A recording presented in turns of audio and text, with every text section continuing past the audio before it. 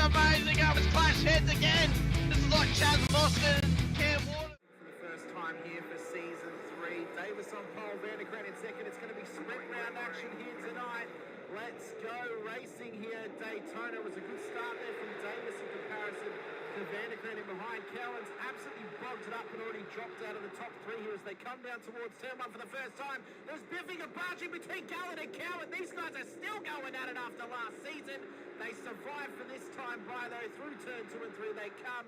Nice and clean, boys. Keep it up as they come up to... I love riding. It's a real social thing.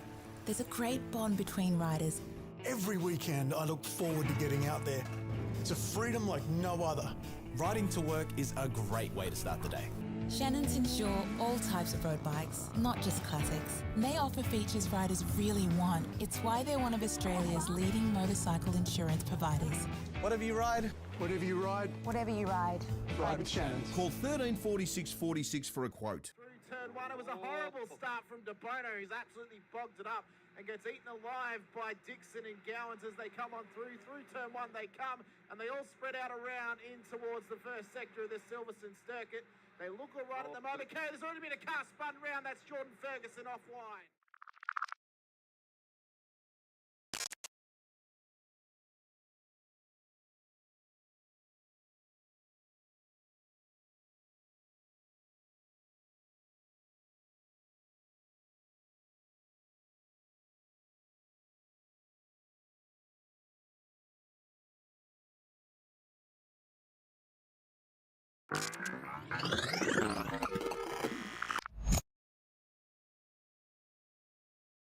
Is green at Road Atlanta here as well. Faulkner did get away. De Bono is tucked in as well.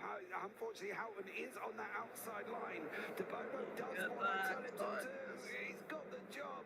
De Bono's overtaken. Now can he get Ben Faulkner up through turns 2 and 3? They go round the right-hander, dropping down the hill. Faulkner's out in front. De Bono second. Houghton third. Ratcliffe in fourth. No real dramas going into turn 1. We've always had a few cars. They're all special. The T-Bird. Oh, that's mine. The Combi for when we want to get away. The XR8. It's going to be a classic. They're all insured with Shannons, We've also got Shannon's home and contents cover. which helps protect our automotive collectibles, tools and memorabilia in the home and garage. If you're motoring enthusiasts like us, it's got to be. Shannon's. Shannons, insurance for motoring enthusiasts. Call 134646 for a quote.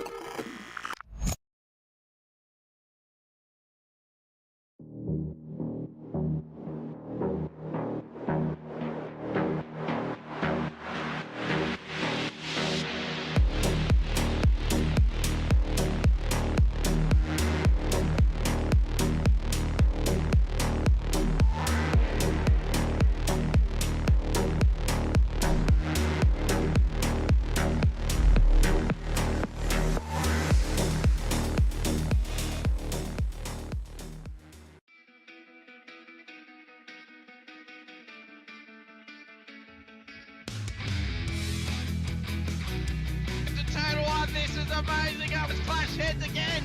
This is like Chaz Mostert and Cam Waters. Almost the same situation. Better contact going down to the hill. Sam Noble wants to sniff on Dave Coleman now. Sam Noble bottle right now because tell you what, Reece Tannock and James Dyson just absolutely drove away from us. Hayden trying to go around the outside. This is where he could have just sent it up the inside, but he hasn't committed, which is fair enough. It's very scary out there, ladies and gentlemen. Let's see if he gets a good run.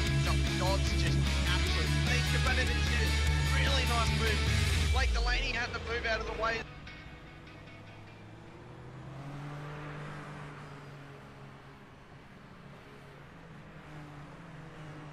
Good evening, good morning, good afternoon, ladies and gentlemen, and welcome back to SRW TV, and welcome in to the MOZA Racing Super Formula Championship for round 3 of season 1 of 2025 out at Zolder Alternate Circuit here this evening. I'm your commentator Hamish Munro, joined as always by my co-host Jack Anderson. Jack Oz, you've set many laps around this track, including in the lead up to the Logitech Pro Series qualifying. It's a track that will test drivers, it's a track that will put them at the risk of themselves and the risk of other drivers, and it's one that will test their limits with no real room to take a breather around here. This is going to be full on, all night, 2 races of course, sprint round action. Where else would you want to be though? Because this track is going to be epic for these cars. Yeah, it is. Unfortunately, I've done more laps than I would like to admit around here, especially in the V8. Probably clocked up over at 500 just for the Pro Series, and then did a couple days ago with the boys in practicing for tonight. So it should be good though. It's a very challenging track and it's hard to get right.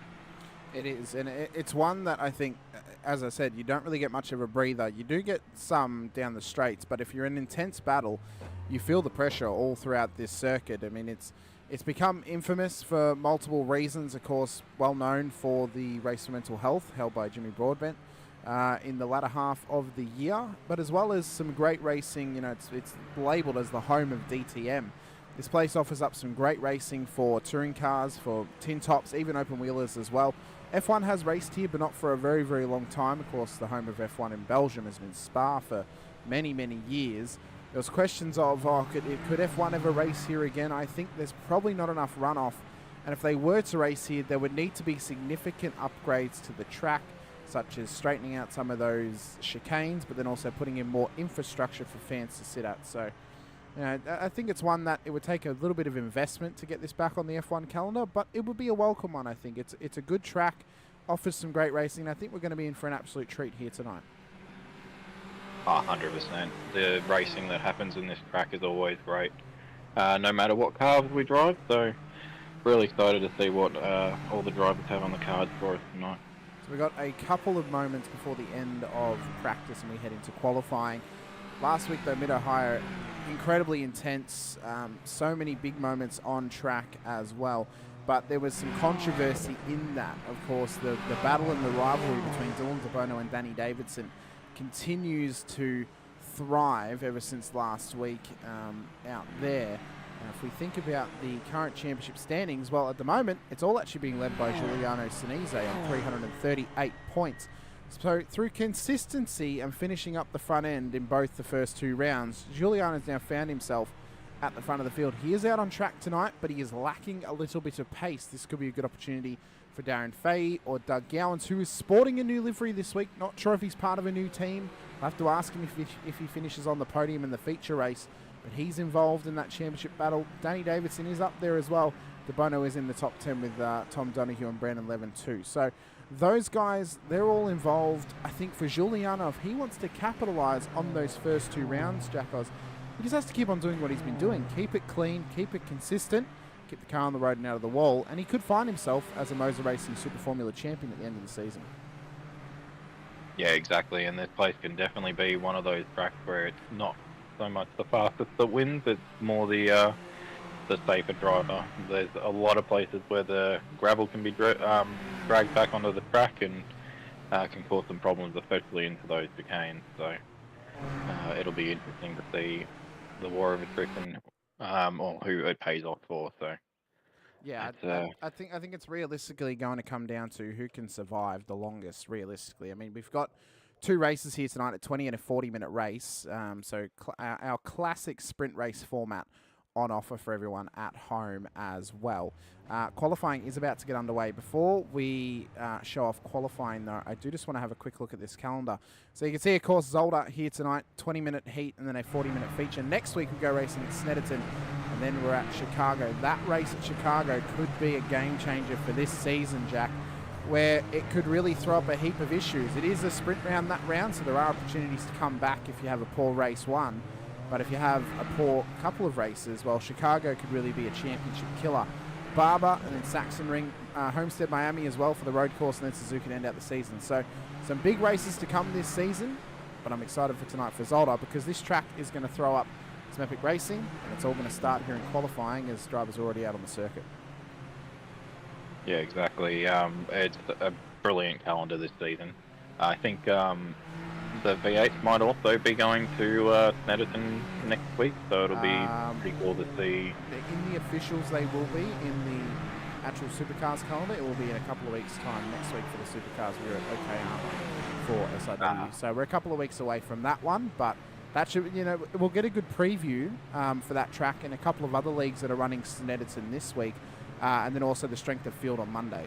So we will get a nice little preview for the Supercars and for the SFLs of how that track's going to withstand getting bashed around in by a lot of drivers as they traverse that circuit. But qualifying underway, first flying lap's about to start.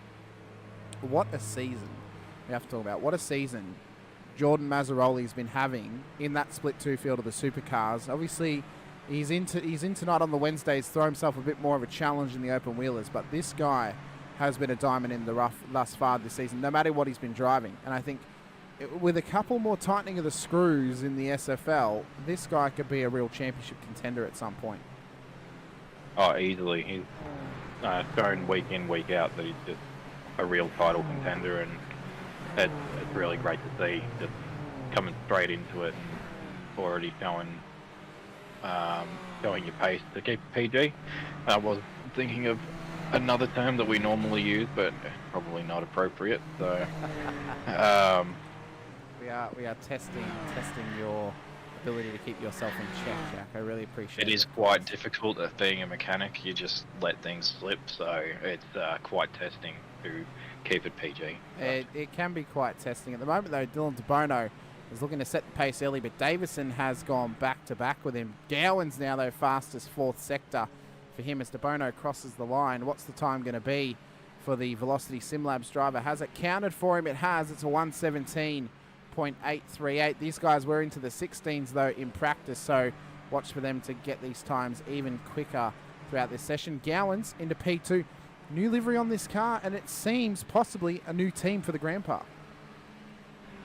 Yeah, it does, and we'll have to hopefully speak to him at the end of the race and see what the go is there. Just want to say a quick shout out to Trevor Youngson in the chat as well. G'day Trev.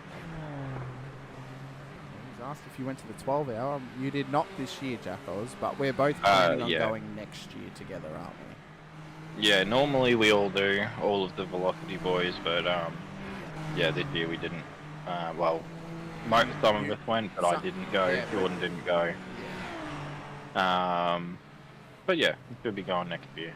It's a really good event to go to. So for Doug Gowans, he is just trying to find his footing once again. Sinise, though, top of the timesheets, 1:17.44. We'll see how the championship leader can do in battling against Davison and Jamie Davis, who's shown some good pace in qualifying, as well as DeBono goes top, 1:17.18. Davison, though, matches, goes a 0.10. So there's tough times in him as Mazzaroli beats the time again. So they're going quick and fast here, Jackos. They are quickly toppling each other's times here in qualifying. Great to see. Yeah, that they are. It's really tight at the top, and it's great to see. Throughout, is it the top 5 within 3/10, which is pretty good. Oh, and even Davis has just jumped up as well to make it within 4/10 for the top 7. Yeah, so Faye's made it even closer as well. This is some fantastic racing in qualifying already. Some fantastic lap times. Cam Harbick in the chat. Good luck to Dylan, Matt, and Sammy from the Velocity SimLabs. Get it up, boys. So Cam not out on track with us tonight, it seems. Hopefully we'll see you back next week, Cam, when we're racing at Snetterton. The top 8, all pros, and then we get to the top 2 of the Pro-Ams as Matt Tesseriera runs it off track in the Serco car of Velocity Racing Team. Gerard, though, inside the top 10. So he has made that. How many technically now, it appears it's only 2 VSL cars inside the top 10. Cam, can you give us confirmation? Has Doug Gowans left Velocity Sim Labs as Davison goes into the 16s, first car in the 16s in qualifying, 116.66 on the board for him. So it's going to take some good pace gains from DeBono or Gowans or Mazzaroli or Fay to catch up to that time and put their car on pole here in qualifying. Yeah, I think you'll find that Matt was just testing out our prototype whippersnipper blades on the bottom of our car. Got some of that whippersnipper wire under there. Cutting some weeds on the edge of the track. Gerard now further up inside the 10 up to P6 and a 117.39. He also goes provisional pole for the Pro-Ams. At this stage, Clifton with a great time. He's just towed it back to pits, 117.87, puts in P12. And at the lead of the pack of the amateurs, Matt Fu making his debut here tonight. Sporting a Red Bull livery, so no offence to Matt, but we'll be keeping an eye on him to see if he gets caught up in any avoidable incidents. We'll say Jack Oz running a Red Bull livery out on track. It's the meme at this point. Kurt Heath also on debut as well, yet to set a time here in qualifying. We'll see what he can do as he crosses the line for not the first time in qualifying, but could be the first clean lap for him if he has done so. It's 123.75, so a bit of time to gain for Kurt out on track, it seems. Further back inside the mid-pack, Sean Benici of Whiskey Runners Racing, formerly of Frog Leap Juice Racing, currently P15. He's got Callan Hodgkinson and Callum Rosanita either side of him here, Jack. So we've known that Callum and Callan have started together on the same row before, and they normally make their way forward together. With Benici in the mix, can all 3 of them maybe just poke their way up towards the top 10? Yeah, it's the CC bros, I reckon, so we got to pattern that. I got to say that that livery does look very nice on that car. Definitely matches the Bowens branding, doesn't it, of the title sponsor of that team. We just need our good old friend Tyler to race for them, and it would all be complete. I reckon they would think that he's the owner of the business. Choice, to be honest, so. He really is the builder's choice. Is Tyler Bowen, Jason Depp, P3 for VRT into the Pro-Am class. He's P13 overall at this stage as well. Nick Schmallenberg finds some pace up to P2 in the AMs, P22. There's a lot of places between him and P1 in class, Mick Clifton at this stage. But Danny Davidson, the only car into the 16s up at the top of the timing tower. He might take some good gains in the latter half as Gowans goes 117.04. He's gone 6 thousandths faster. So there's a car off in the background. 6 thousandths faster than Mazzaroli for P2. That is insane. How little... Oh, he got sacked, apparently, did Doug Gowans from VSL. According to Cam Hardwick. Does he want to come to the other Velocity team? Pull a sheafy and just get transferred. Yeah. Just big stamp of not interested. Not interested. Harry Dodds on debut here tonight for this season in the VSLs has gone P12. He's got a Cadillac Racing livery on that car, of course now running as a privateer in SRW and other league racing prospects. Actually looks pretty good on that car. I don't mind the old Cadillac GTP livery being applied to an SFL. That kind of works quite well. So it's very, very good to see. We are just under 10 minutes into qualifying, 9 minutes in fact into qualifying. Top 5 made up of Danny Davidson, Darren Fahey, who has now gotten into the 16s, Doug Gowans, Giuliano Sinise, championship leader, and Jordan Mazzaroli, your top 5. DeBono has got 0.13 of a second to find to get past Mazzaroli here in qualifying. So it doesn't seem like very much, but we've mentioned before, myself and Hutto in the booth and myself and Cowie as well, with these cars, Jack, it seems that it brought the pace up from the bottom of the tower closer to the top of the tower, but it's harder to find those little gains. It's, those minute gains, those little tenths or hundredths or thousandths in your lap time. So you can get up to speed quicker, but you can't gain much incredibly quick when you maybe plateaued at your maximum of lap time. Yeah, exactly, and that's when it starts to get a little bit frustrating. When you plateau and then... That's one of the challenges of this car. I mean, you know, it's all depth though, 116.9. Where has that pace come from Jason Depp? Hopefully his internet can work a bit faster tonight and keep him in check, because he could be on for something special if he can keep it there. I think you'll find that he has sailed the 7 seas to find the pace there, so... He found his hidden treasure, it seems. He used his compass to find the way. As Davison goes fastest again, a 116.58, so he is not giving up on finding more and more pace as the privateer at the front of the crowd in the timing tower at this point. And so he's just working to try and get that going. For our Sinkovic rivalry further back, Stephen currently positioned higher than Dean in the timing tower. So that might be a point to Stephen's favour if he can get this job done in qualifying. Of course, missed last week with some technical difficulties after a Windows update. He's got those issues sorted now, as I believe, speaking of Sinko, he's just put it into the wall right in front of Danny Davidson. So good job, Stephen. That's I think that's incident point 1,430 now, because it's 4 for each crash you have. So not a stat you'd want to have next to your name, but it's one that he's got. Yeah, definitely not one that you want to count. Well, I know mine would be up there. Yeah, definitely an interesting stat to have. What was it, 1,400 incident points? Yeah, 1,400. I believe it's 1,400 incident points, not incidents, because that would be a ludicrous amount. But yeah, just, you know, Sinker saw Danny coming, and it was exit stage starboard, it seemed, there for the Titanic. But Danny, though, I mean, what the pace that he has shown in this car already, I mean, across multiple seasons, yet to have that breakout run of being able to win a title. Same with Dylan DeBono. Both of them are on a bit of a plateau. Sinise, he's looking for a breakout season. He's been with us now for a few seasons here in the SFLs in SRW. So it'd be good to see him, you know, really break through and get up towards that championship contending position. He's shown great pace before, but has lacked the racecraft or lacked the consistency in some races. So for Giuliano, maybe a little bit of luck and some courage, and he could find himself with a trophy at the end of the season. Yeah, that would be what he would be hoping for, and a ticket to the AOWN at the end of the season would exactly be... right. He's just set a 16 for himself, 116.88, so fast times coming back in. He's now on the front row, is the championship leader. He has been on absolute fire. He'll have 2 opportunities tonight for a race win or a podium, and some solid points in his championship charge for Giuliano Sinise. Davison, well, he just wants to keep it clean tonight, try and finish at the front. Same for DeBono, as well as Gowans pips Sinise 116.82, so he's found some more pace as well in that FTR machine as he rockets round turn 2. So some quick times coming in. Jordan in the chat, mine is over 9,000. Jordan, why are you not on the field? Yeah, you've registered, Jordan. You should have been out there with the boys.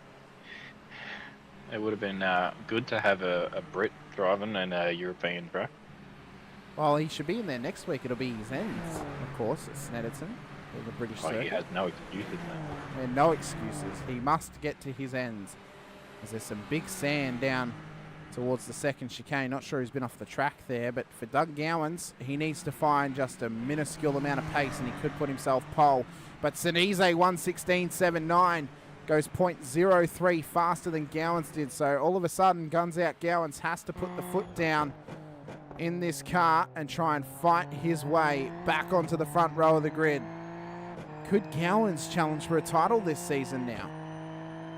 His new team, new blood for Doug Gowans. Could he find himself in a championship winning position at the end of this season? I feel like that would be a real, people's choice. If anyone could win it, a lot of people would say we'd love for Doug Gowans to get it done. As he goes faster than Sinise, 600ths now, so he's reacted, 116.73. So they are going back and forth, tooth and nail here. Jack, I was like a couple of school kids putting out insults in the playground. I mean, they are not letting either of them have a breather in this qualifying, but there's only 5 seconds left. Sinise is not going to be anywhere near close enough to the line to get past Gowans, so Gowans has locked himself into a front row start. Of course, they get cut off in the sprint rounds in qualifying. You have to finish your lap before the 15 minutes is up. Sinise not quite close enough that time by. But race 1 coming our way. And the starting grid will be as follows. It'll be Danny Davidson on the front row. Pole position for him, starting ahead of Doug Gowans. It was a 1:16.53 in qualifying for Davison. Gowans just behind by about 0.19 of a second. Then it's Giuliano Sinise, P3, starting alongside Darren Fay for your second row of the grid. Jason Depp will start pole for the Pro-Ams, P5 overall, alongside Jordan Mazzaroli. Jamie Davis, Dylan DeBono on your fourth row of the grid with Tom Donoghue and Brandon Levin for your top 10. It's then Matt Gerard and Tim Schmalenberg lining up in behind them. The first race this season for Matt Gerard. We'll see how he does in the VSL car, with Harry Dodds in his first race of the season alongside Ben Brooks starting in behind. Sean Benici, Matt Tesseriero for your top 16 with Tyler Sheaf starting alongside pole position for the AMs. Mick Clifton out of P18 with Callan Hodgkinson and Brad Hudson making up your top 20. Mitch Noble, Nick Martin alongside each other with Callum Rosanita and Andrew Proctor your top 24. As we move back to Nick Schmalenberg, Sam Katakazinas, Matthew Fu, Josh King, Greg Johnson, Steven Sinkovich for your top 30, Kevin Wakefield, Russell Gander, Dean Sinkovich and Kurt Heath will make up the back of the grid. Keegan Caldwell not setting a time in qualifying. We'll see if he makes the start of this race here this evening.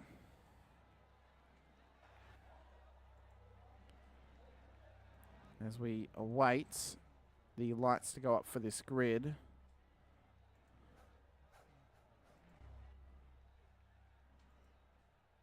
We're just, I haven't heard anything. I'm not seeing any cars on grid though, Jack Oz. So have we had any words from anyone?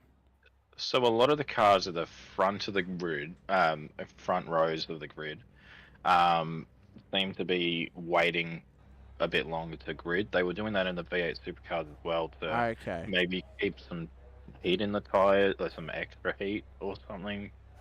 But I'm not sure if it actually works, but whatever works for the driver or whatever they prefer to do. Well, they'll definitely need some temps in those tyres for turn 1, of course, fast-paced corner. You want the grip. You're going to have cold brakes going into turn 1, of course, as well. So just, that little bit more heat in the tyres will help them get them pulled up for turn 1, maybe help us avoid a turn 1 wreck at the front of the field. So it could be a good strategy for some of these drivers. For Davison, he's going to be under massive pressure from Gowans in behind him as they start to grid up now at the front of the field, with only a couple of seconds to go. Johnny Rowe saying Jack broke it. I think it's Johnny's fault for not racing. Would you tend to agree on that one there, Jackals? And it might be Johnny's fault? It's always Johnny's fault. It always is. Undoubtedly. Undoubtedly, even when he's not there. 30-second warning from race control. We've got no one to wait for on the grid apart from Keegan Caldwell if he is taking part in race 1 this evening. He was in the server, so we'll see how he goes in this race as well. Track conditions a little bit different to practice, so maybe not quite as green. Lights are going up, though, for Davison and Gowans at the front of the field. Sinise Fay in behind. Is anyone going to balk it off the line or make a mistake into turn 1? We are green flag running for race 1 this evening. They scramble down towards turn number 1. But can they keep it clean on the first run round? But Sinise has rocketed forward already as cars try and scramble for position, but keep it clean. As Dean Sinkovich is at a moment as Brad Hudson's moving further back in the field as well. But for Sinker, further back, he's already had a spin and he's already at the back of the field. Yeah, that's definitely not how you want to start your race. Getting, whether it was getting turned around or just making a mistake, unfortunate for him, and we'll have to try and make up the time more. Seeing as well, Dodsy's put his camera in for us. He's actually fixed the lighting of the room as Steven Sinkovich, and that's a massive moment. It'll be a safety car for sure. Car on its roof, that's Josh King. What has occurred down at the first chicane? We know that there can be carnage occurring down there, but Josh King on his lid. Surely this is going to be a safety car. Safety car has been deployed. Yep, I'm not surprised at all. Wow, so I'll take my time just to put Dodsy's camera on the double view for us whilst that has occurred. That is absolutely massive. We'll get some replays happening for you in just a moment's notice as well. That is huge. That's massive. 3 cars on the straight. Multiple cars involved in that one. What has happened with them? Can we please go to replay? There we go. So what has happened? I don't think it helps there's a TNT on the side of that car for Russell Gander. Oh my God! Just exploded like TNT. What has happened to Josh King and Nick Schmalenberg? What has happened to them down there? We need a good view of this. Let's head up to the blimp and try and get a better view of this moment. So he's come through. Oh, he's moved right over on him. He's moved right over. Netcode's pushed the car up in the air and over onto the air intake at the top of the car. That is a huge moment for Nick Schmalenberg and Josh King. I hope Josh is all right. I hope he wasn't holding onto the wheel too tightly. That could cause big damage, of course, to the hands if you get your finger caught in there. I know you've had that happen to you a couple times, Jack, running the direct drive. So hopefully the hands of King are okay, and for Schmalenberg as well, and anyone else that was involved in that, because that was huge. Yeah, it was, and of course you never want anyone to injure themselves on the sim. So hopefully it didn't actually hit him on the way when the wheel was rebounding, and hopefully he's okay and can get back into the race. Yeah, but unfortunately, he's going to have to use that fast repair very early, as majority of those other cars do as well. But off the race start, aside from that big moment, what a start for Sinise. He rocketed off the line, put the car straight up onto the P2. If he can just sit here, yes, he's giving up a little, a couple of points to Davison, but he is gaining on everyone else in the pro class and the field. And relatively speaking, he's then just got to finish one position ahead of Davison to get those points back next race. Yeah, exactly. Just want to give a quick shout out to Kevin Wakefield and Kurt Heath. They've both gained 8 positions so far, so it's a good job for them. Kurt on debut tonight as well. He is trying to push his way forward throughout this race as well. As mentioned to Harry Dodds on debut tonight, he listened and fixed the lighting on his camera. He finally decided not to have the curtains closed, it seems. Rocking and rolling in the rig room for him this evening as well. We've also got Nick Martin a couple of positions back with his camera rolling. Again, his dad Andrew not out on track this week. He's chilling on that gum. He's definitely got some nerves about him, because the gum is definitely getting beaten up in the mouth right now from Nick Martin.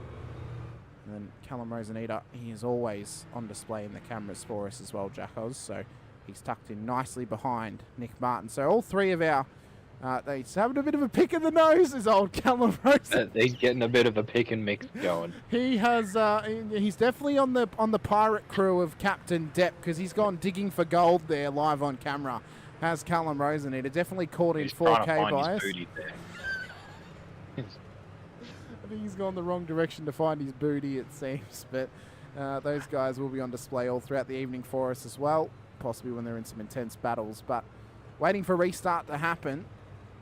And for Davison, it's now big pressure. And I should have thought better of it. I mean, they didn't actually make it all the way to the first chicane under green before the safety car was called, before the big one, as it might be called, happened.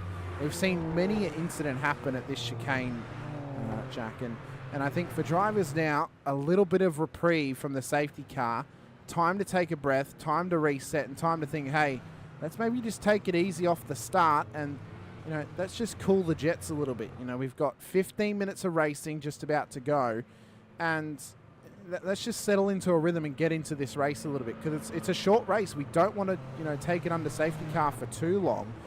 We don't want to be causing too many accidents either, and taking points away from other competitors and ourselves. Yeah, exactly. It gives you a chance to just relax, let the nerves settle, and lock in for the rest of the race, and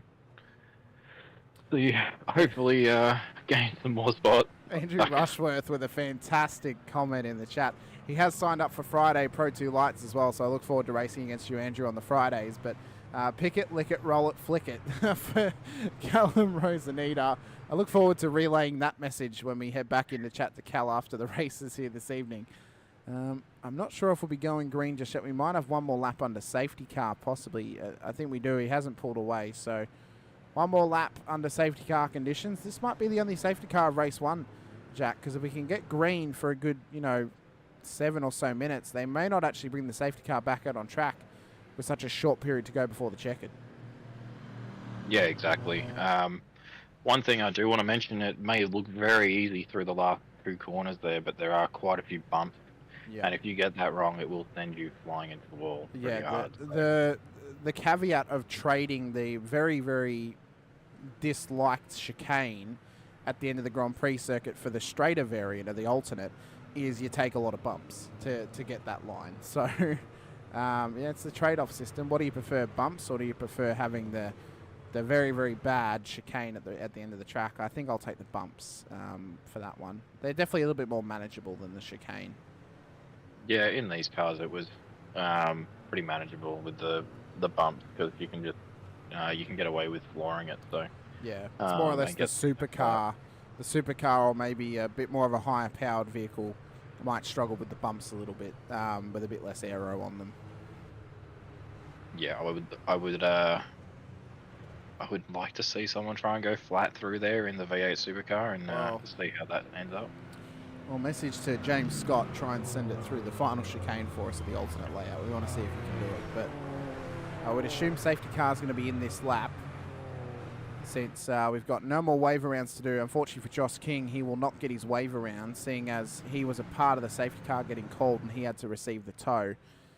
Gander and Schmalenberg also not getting wave rounds as well, so they're unfortunately a lap down on not only the whole field but also on the safety car. So that's what happens when you get a lap 1 safety car at this track. You go a lap down on the actual safety car if you're in the crash. Yeah, shout out to the safety car because it's gained 6 positions so far. So. And it hasn't been hit yet either, which is a good thing. It's a good thing it hasn't been hit just yet either. So you can never rule it out with a Mazzaroli in the field.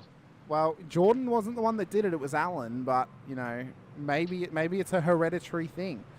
His dad, Alan, what a mistake that was, and that made him a household name in SRW for week 1 of the season. As safety cars pulling away from the field in towards the pit lane, Davison will have control. Championship leader Sinise hot on his heels. Depp, can the internet issues get fixed, or will he get stolen a top 5 from him? As they come around the final few corners, Davison has sent it on the entry to the final chicane, and we are green flag running once again. Can we go green for longer than a single lap, or we get caught out by a safety car once again? As they rocket round turn 1, the leaders have nicely spread out. These guys have gone the smart play here, Jack. They have just settled in, going for their markers, trying to hit their marks. As Sheafy's had a slide off track in the background as DeBono goes to the move on Mazzaroli. But the front runners just ready to get into their rhythm, give a little bit of gap, settle in, and then push on for the rest of the race, which is smart players. Davis trying to get it done on a blinking Jason Depp. Sinise at the chicane. Big implications on the championship, Jack. Yeah, unfortunately, it just looks like he locked the rears going into the chicane there, and huge impact, ending up deep in that sand trap and losing all those spots.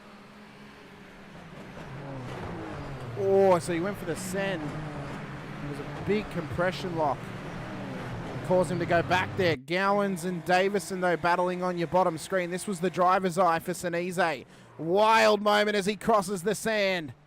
And look at the drop. Look at the spots that he dropped from that. It's a heartbreak for the championship leader. He now finds himself all the way back in P15 as Jason Depp is coming to try and rectify that internet issue. Gowans, though, guns out and into the lead of this race up the inside of Davison. Great move at turn 1. He's now got 9.5 minutes to try and hold off the fast approaching Danny Davidson and Darren Fay, as well as Davis and Donahue as the top 5 are involved in such an intense battle at the front of the field. Wakefield's had an off. He's currently stopped on track. Not sure what happened there. There was a group of cars that had an accident. And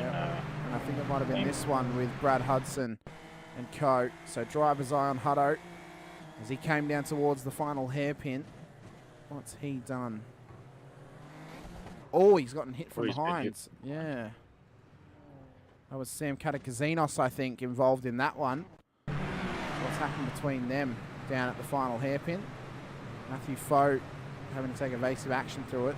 Oh, so he locked up. Well, they ran it wide. We'll see what race control says. I'll tell you what, though, great evasive action from Fu. Oh, that's why Wakefield stopped. He had spun after returning off the grass. So that was good evasive action from Fu to get out of the way. And Callum Rossinides had to tow as well. That was the incident. Yep. So what has happened to Cal further back in the field? He was just in behind Mitch Noble of Team SRW Motorsports. Oh, he's had a wheel disconnection. That right there is a wheel disconnect and a half. That's the only thing I can come up with. Yeah, for it to lock hard right, Yeah. you would think that would have to be a wheel disconnect. It always locks to one way. You can see there he's working on Discord and other things, possibly trying to set things up, get that fixed, but he is having to, he might be out of this race, it seems, Jackos, for Callum Roseneder. Unfortunate for the VRT driver. So He's great leaking the velocity Discord channel, you know. But yeah, very unfortunate to see. Hopefully he's able to get it fixed and get running for the next race. A lot of off-tracks getting applied to drivers as well throughout the field, so either evasive action or self-made moments as Wakefield brings it into pit lane. Tyler Sheaf getting passed by Mitch Noble at the back of the field, so he's not really matching the pace that he had in practice, it seems. As Davison looking for it up the inside of Gowans at 1, gets it done this time by, so these guys are going to swap and change positions, it seems. As Gowans is trying to get the guns out, trying to get it around the outside, not quite enough pace though, it seems at this point, as Hudson's had an off-track in the background too. But the front battle is as intense as ever, and if these guys come together, well, Faye and Davis will happily take those top 2 positions. Yeah, you'd always be happy to come away with the extra 2 spots, wouldn't you? Oh. There's a nice little battle. Oh, Tim Schmalenberg, who was at the lead of the Pro-Am pack, has had it off at the chicane. It's it going once again. it's a spicy little battle between DeBono and Tom. Is that DeBono and Tom? Yeah, DeBono, Donahue, Mazzaroli and Gerard. So a couple of VSL boys going up against Mazzaroli and Donahue.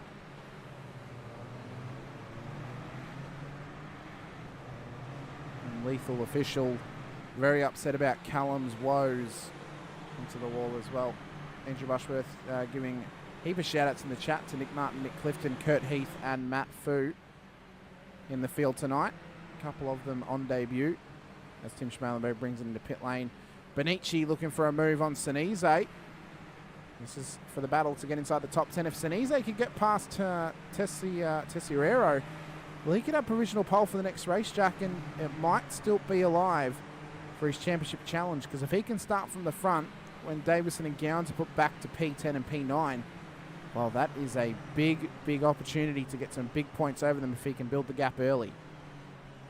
Yeah, exactly. You'd love to be able to start from the front of the grid for round 2, race 2, sorry, and try and power away from the rest of the boys.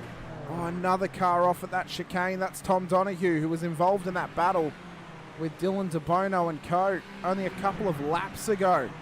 He's now rejoined in behind Tyler Sheaf, but this is what's happened to Tom down at the chicane. I have a prediction that he's possibly just lost it under brakes.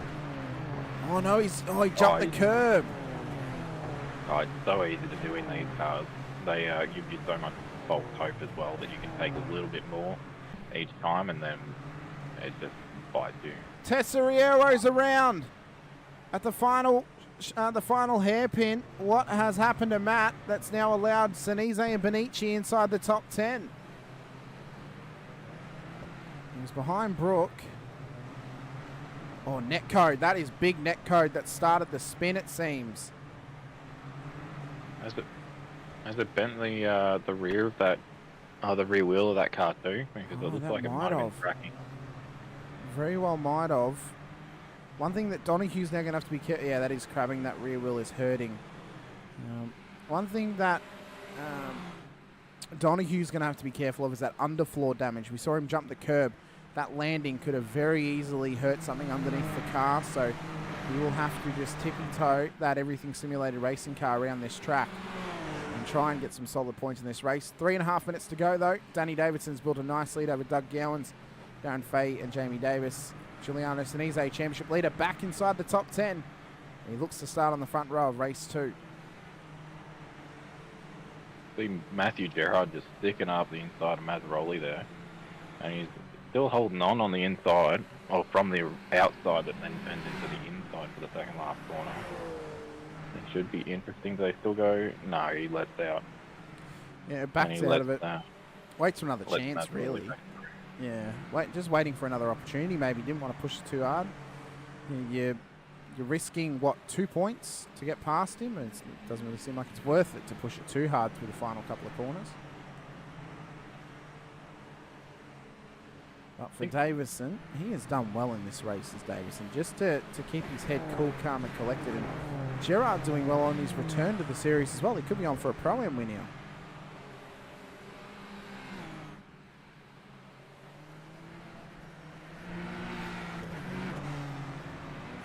Davison leads them round. Gowans under pressure from Fay for P2 on the road. Can Gowans solidify himself another podium this season and a good points gain as well? He needs this here tonight to really reignite this championship for him. At the moment, he's P3 in the title race. He is ahead of Danny Davidson on points. He's on 308, Davison on 291, so he's not losing that P3 in the championship, but he is actually gaining some crucial points on Darren Fahey for P2 in the title race, as Fahey tucks it up the inside. So this is all championship implications now, Jack. Fahey and Gowans, they are only separated by 2 points in the championship standings, and Fahey looks to gain a couple more on Gowans here tonight. Yeah, well, every point might help, and the title run, wouldn't it? So you never know, you could win by those 2 practice points in the end of the season. So, well, not just that. I mean, the fact that it has been a long time between drinks for a DFR driver to be a champion in the SFLs. It never happened in 2024 for the first time. It was, we only had 2 teams take out titles in SFLs last season. Of course, it was David Gallo for 2 seasons for Carlins Motorsport, as well as the F1 Shadow Series. Dave Roberts for Pace Syndicate won the Season 2 title. Saw that he got his trophy the other day for that. Congratulations to him once again. And then Daniel Byrne winning another title for himself in Season 4 for Carlins Motorsport. So for the first time in a fair while, there were no championships next to DFR's name in the open wheelers of SRW. So for Fahey, it looks to be a return to form this season for that team as he flies the flag once again. For Gowans, he wants to win his first title overall in the SFLs as the fresh and new admin of the series alongside Callum Rosanita after Brad Hudson stepped down.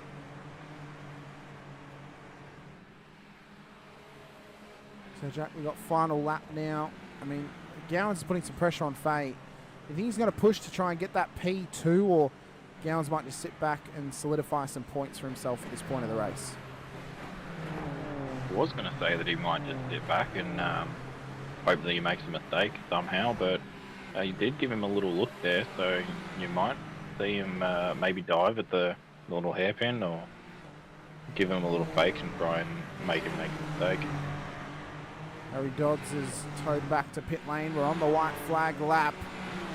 There is nothing in it for P2 on the road. Danny Davidson is only a couple of corners away from another race win this season and some good points gained on his championship rivals in Gowans, Fahey and Sinise. Gowans is looking to try and line this up at the final corner. Fahey's going to cover the inside, but for Danny Davidson, he will traverse around the final chicane one more time. Fahey has managed to keep it on the podium and in P2 as Davison takes the win in race 1. Fahey crosses the line 0.05 of a second before Doug Gowans for your podium here this evening for race 1. Davis P4, good chunk of points. De Bono inside the top 5. Mazzaroli comes home P6. Gerard will take the Pro-Am win for the first race of the night. Sinise got the car back into the top 10 and is into P8. That'll be a good starting position for race 2 when we reverse this top 10. Brooke will start on the front row of the grid next race. And Mitch Noble doing Mitch Noble things will start provisional pole for race 2 as he finishes P10 on the road. In race 1 tonight, Benici comes home to make up the Pro-Am podium, and for your AM class, it's a second win for Dean Sinkovic, and for the first time, he's actually won the race. Last time, he won it on track, but copped a post-race penalty that took it away from him, Jack. So Dean Sinkovic is a race winner.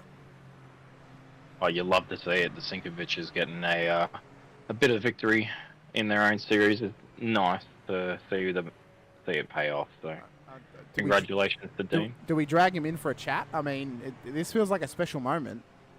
Oh, surely we do. All right, I'm gonna pull my powers in. I'm gonna drag Dean in for a chat as he drives back to pit lane. Mr. Sinkovic, that's your first win in SFLs for your class.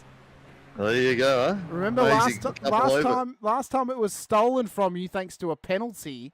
This time you've actually done it. Yeah, right from the back too. Mate, great job. A lot of luck today. That's a 1-0 over Stephen tonight. We'll see if you can make it 2-0. I got given an interesting stat the other day before I let you go, and it's who has the most incident points in SFLs here in SRW. The top two names, Dean Sinkovic, 1,395. Stephen Sinkovic, 1,426. So right, I'm going to cancel that stat. Who's taking that stat? I cannot reveal my sources, I must say, but fantastic! Congratulations on your AM win, though. Now you can go and show off to Stephen. That's it. It feels good to finally pop the champagne. It feels good to finally see you get that done. Well done. Cheers, mate. Thanks, Hamish. Thank you. Oh, you love to see it, Jack Oz. If Gowans can't win a title, we want to see Dean win a race, and that's now finally happened. Well, now that he's won a race, surely he goes for the amateur title. Oh, he's got to.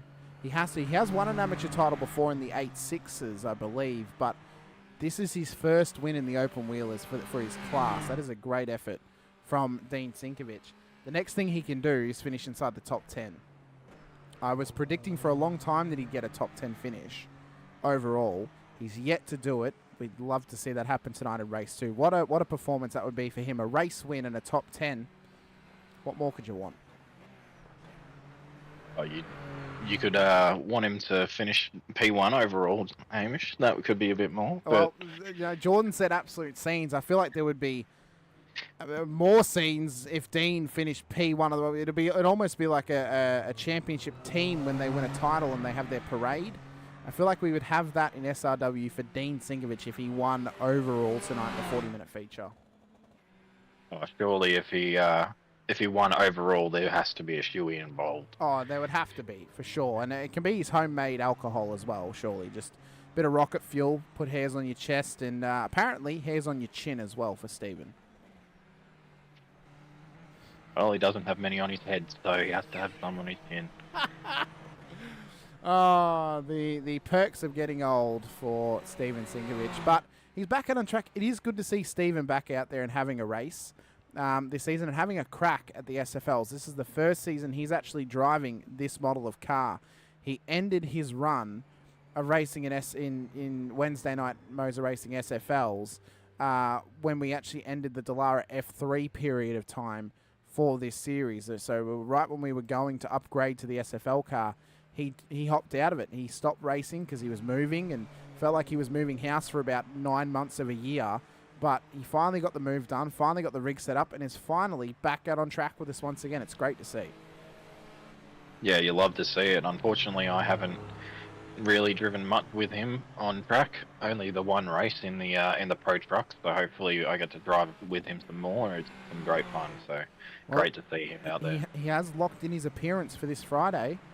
So we're going to be in for some door banging with Sinker at the Daytona Rallycross circuit. I believe it's the long layout this week. I can't exactly remember. But yeah, if you're an SRW member, come along and have some fun. All you got to do is be a registered driver in SRW and then sign up for that series and come have some fun. And if you previously signed up for the Legends, you're already signed up for it. You can just come along and have a race. We've got free tracks on offer all season, and it's a free car. So come and have some fun with us in some fantastic racing on Friday night. Non-broadcasted at this stage live. Jack is practicing to start a replay broadcast of that series at some point. But in saying that, it'd be good to have you all out there. Yeah, well, I did record race 1, but then unfortunately, somehow I forgot to press the microphone button, so it's just no commentary. We do have confirmation that the Ice Cream Man also will be here on Friday too.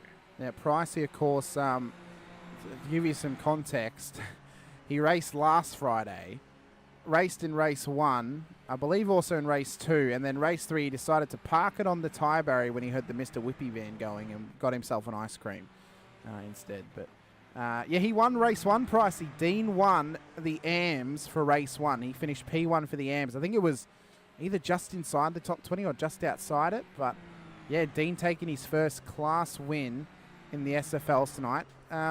Ironically, his brother-in-law, Kevin Wakefield, took his first win in round 1 this season. We unfortunately didn't get a chance to talk to him after the stream dropped, but well, that family has now got 2 race winners in it. Stephen needs to step up.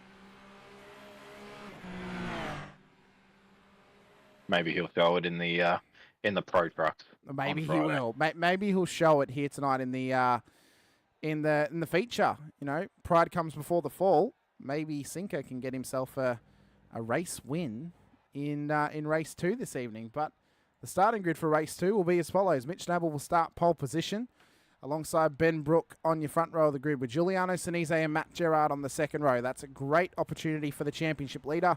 He will start in the exact position that he started in race 1. Just has to keep it clean, and he should have some good gains and hopefully get the car back up into the front of the field. Jordan Mazzaroli, Dylan DeBono for your top 6 with Jamie Davis, Doug Gowans, Darren Fahey, and Danny Davidson making up your reverse top 10 of race 1. The rest of the field will start how they finished with Sean Benici and Brandon Levin for your top 12. Tom Donahue, Tyler Sheaf, Callan Hodgkinson, your top 15. Dean Singovich, Matthew Fu, and Tim Schmalenberg, your top 18, with Brad Hudson and Nick Martin making up the top 20.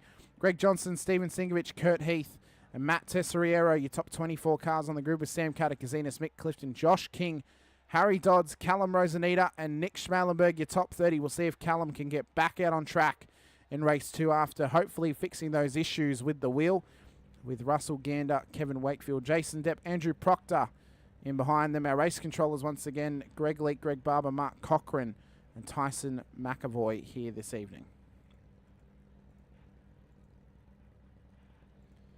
So we await the front runners to hop to grid for us as race 2 will get underway in only a couple of moments' time. The celebrations and the congratulations to Dean is coming in via the chat from David Rosanita. Great to have you out there with us, David. And we look forward to race 2, Jack, because this could be on for young and old here this evening. I definitely could be. It's going to be a... you feel like there might be a bit of chaos at the start of this one, seeing that it's a... they got a little bit cooled down after the race 1 and then might get the... I'm going to say yes. I'm going to say yes. I think we will get some chaos still. It might not. I don't think it'll come from the front of the field. I think maybe that mid pack again, just because there's so many cars. They scramble for position early with that many cars around each other so early on in the race. Some hot heads, maybe some red mist. I think we could get something happening again at the start of this one. I think it just depends where it's going to happen. Is it going to happen at the first chicane, the second chicane? Is it going to happen before then? Maybe turn 1, maybe turn 3 like last race. It's up in the air, and we'll have to wait and see how these drivers go off the line. But it might also come down to if anyone actually bogs it off the start, and we then find ourselves in a scenario where cars are having to go here, there, or everywhere to avoid them. 30 seconds left to grid. We're waiting for Benici, Levin, Sheaf, Hodgkinson, Dean Sinkovich, Jason Depp to join the grid in this race. I don't know if Depp will join the grid after having to go fix his internet issues last race. Caldwell not made the grid for this one either, so he's not racing here this evening, it seems. But predictions, Jack, how many safety cars? We only got 1 in the first race. Are we going to get more than 1 in this one? Are we going to get 1 in this one? What do you reckon?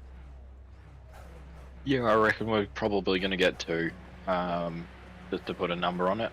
And we might see more. Very well, mate. Lights up, though. Let's go racing for race 2. We are underway. Green flag running. A great start from Dylan DeBono in race 2 here as well for the front runners as Noble leads the pack through turn 1. Brook alongside. Sinise's in there too, but DeBono has rocketed up to P4 already. as Harry Dodds is off the road at turn 1. Car spun round, called it into race control. As more scrambling happens in the mid-pack of the field. Are they going to keep it clean down towards the chicane? Or are they going to get caught up in dramas once again?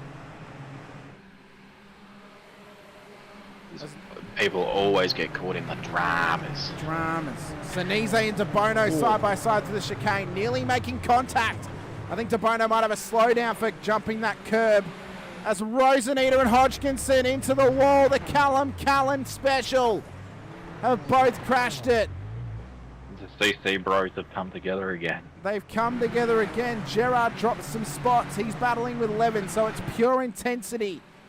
Couple of dramas early, but Noble and Brook have broken away from the intense battle of championship leaders. Giuliano Sinise, who locks the rears, gives the position to De Bono and now looks to drop positions to Davis, Mazzaroli and Fahey as well. As Davis is blinking. Just seems to be getting swamped as he comes into the lane for, I would assume, repairs, or did he maybe jump the start? Quite possibly. Let's see how long he's in this pit lane for. We'll check back in with him, but the front two have now broken away from the rest of the field. But watch for Davis and Fahey and De Bono to run up the grid and chase down the top two. Levin's involved as well. Where is Sinise? He's still traversing through the lane. Roseneder and Schmalenberg are now in, as well as Hodgkinson. Dean Sinkovic has not made the start of race 2. This is a scheduled pit stop, it seems, for Sinise, who is taking the stop as Brook has spun it round at the chicane. Dramas already at the chicane in race 2, as De Bono is now up into P2 on the road. And Brook is dropping positions like it's nobody's business. Maybe a strategy play, though, from Sinise, taking the early stop, getting into the clean air, and staying out of trouble. We got Steffi in the chat. Unfortunately, apparently his PC has randomly restarted by itself, which is why he is not on the race at the track at the moment. Unfortunate to see. Yep. We can see Mick Clifton, Nick Martin, Matt Tessiero, and Catakazinos all battling together on track. They're having a good little scrap back there. This is the battle for pretty much P14 on the road for a top 15 finish. Unfortunate for Dean that he's missed the race start. He's either had some problems or he was celebrating too much after race 1.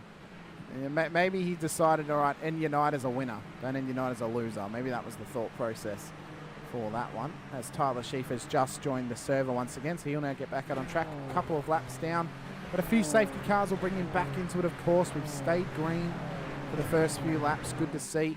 But this battle with Clifton, Tesseriero and Catakazinos is heating up towards the chicane in the bottom screen. Yeah, it definitely is. They were very close there going into the chicane. You don't want to go side by side there. It's very difficult to make it through without any contact at all. You reckon Dean might have given Stephen the chance to win by default by not going up? Stephen is P2 in class at the moment. He's P18 on the road. He's only got to get past Mick Clifton, who's on your screen, and he could win. Sebastian Prestimo in the chat, what happened to Sinise? So he had what looked to be a bit of a real lock on exit of this corner here, the final hairpin, and then brought it into pit lane for what appeared to be a scheduled stop. So I'm thinking quite possibly he's just going for an alternate strategy in this race as Gowans comes in, just to get out of the pack a little bit and maybe keep himself in the clear air, and maybe trying to keep himself in check, as well as Hodgkinson's had another moment. He's pulled over. He just might be waiting and allowing the traffic to go. Oh, what's happened to Sinker? No, he must have stalled the iceberg out of there and made some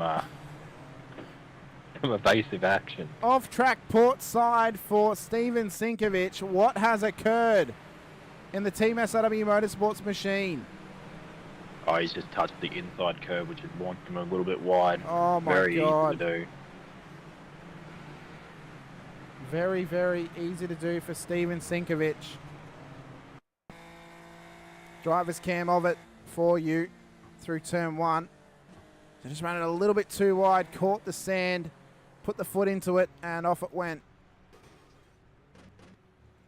So it's unfortunate for Steven. Back in P8 now on the road for his class, P26 overall for him. Front of the field, though, Mitch Noble has started to drop some time to Dylan De Bono. At the front end, he's now got the gap underneath the second. Had set the fast lap of the race, did De Bono.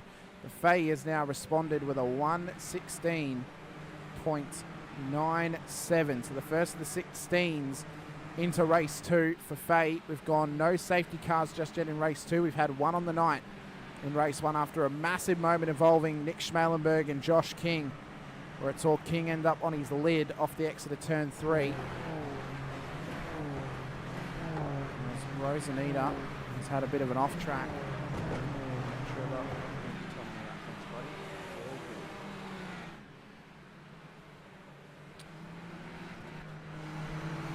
So for Fay, though, he's showing good pace here, Jack. He just has to try and catch up to Davis, find a way past, try and get to De Bono, and try and get to Noble. So as De Bono looks for it on the outside of Noble at the front of the field, gets the job done. P1 on the road now for Dylan De Bono. So could he be on track for his first win of the season? It's, you know, a heavy championship contender last season, lost it for no fault of his own. Taken out in 2 races in a row, forced the drop round.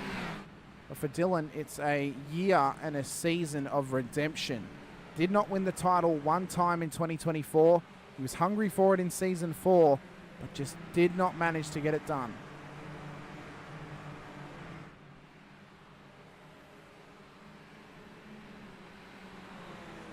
Sam Katakazinos, his teammate, out on track here tonight as well. I don't recall him racing in round 1 this season.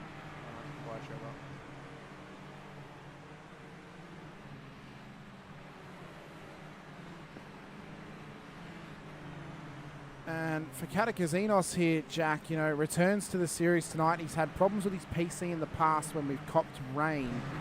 Dry weather running going well for him, but he's not showing the pro pace that he's previously shown, as Martin's off the road at the chicane as well. No worries, Andrew. And he gets it going once again. So maybe a little bit of fatigue for some drivers right now, or maybe just lack of concentration at this point of the race, Jack. Yeah, well, they have been racing for at least 27 minutes of full-on racing. Of course, then you've got the qualifying, and if they participate in the warm-up as well, it all adds up. And then just there's Kurt Heath with the dive there on Harry. Was it Dodds or was it Nick Martin? Malin? Yeah, Nick Martin. He's got Doddsy in behind him at the a bit further back at the moment.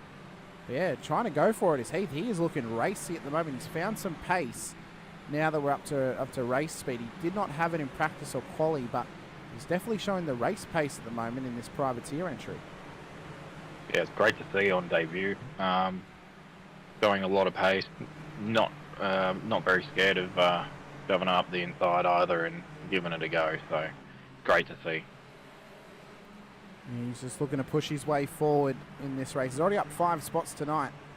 Biggest mover, though, in this race, Mick Clifton, up 14 positions into P12. He's now dropped Sam Katakazinos off the back of him by 5 seconds. He's got Matt Tesoriero chasing him down. All 4 of these guys, Clifton, Katakazinos, Tesoriero, and King, are up double-digit positions. Katakazinos and King up 12, Tesoriero up 10, Clifton up 14, as it seems that Dean Singovich has had another off-track.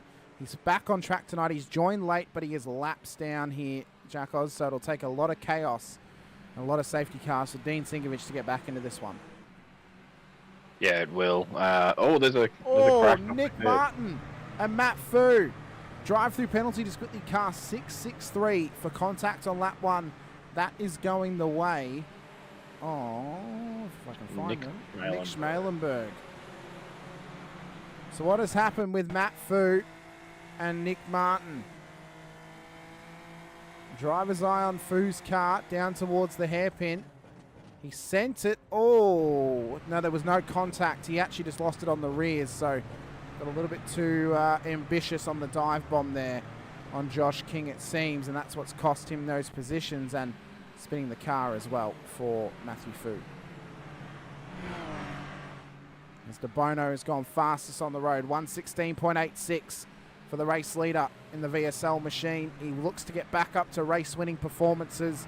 get into a position to put a challenge in for this championship. Was taken out in the last race by an off-track, unfortunate misdemeanor from Danny Davidson, just a mistake on his behalf. That actually took both of them out of contention in their intense battle. They've had a heated rivalry for a long time in this field, and they look to continue that here tonight. But Davison has got a lot of time to gain to try and get up to the back of De Bono. Could possibly use a safety car to get that done, but with just under half an hour to go, he has got enough time to try and catch him, but he has to get past this pack of cars first, Jack. Yeah, he does. And you want to, as much as you would want to get it done as quick as you can, you also have to do it as smart as possible, and sometimes that just takes a little extra time to do. And you pick your spots, and the big, who was that? That was Mitch Noble in the wall. Yeah, he was on the podium, started on pole. What has happened to Mitch Noble at the chicane? POV of him as he comes through. Oh, he just clipped the curb a little bit too harsh and bang in the wall. That thing's going to need a tow. And could this be a safety car? He's been allowed to tow back to pits.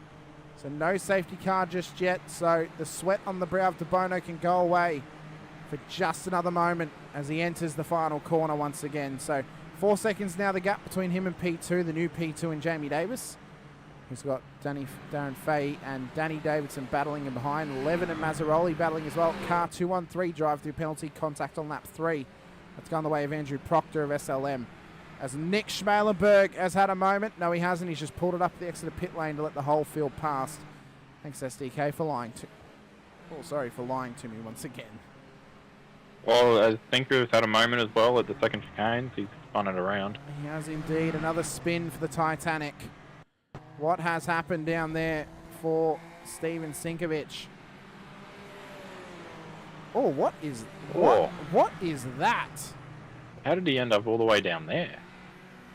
Has he taken evasive action to get out of the way of the faster car? I mean, like, why are you moving out of his way though? Oh, he didn't know he didn't know Sheafy was there. And he's actually then made minor contact, and that's driven him off the road, and then big old spin for Steven. Well, Sheafy has every right to try and unlap himself. I don't know if we can really put any fault on Sheafy for that one. But we'll see what race control say. They'll look at every single angle, every single view as Proctor's now in pit lane. Dodsey has he had a moment down there? He has. He's in the wall at the exit of the chicane for Harry Dodds.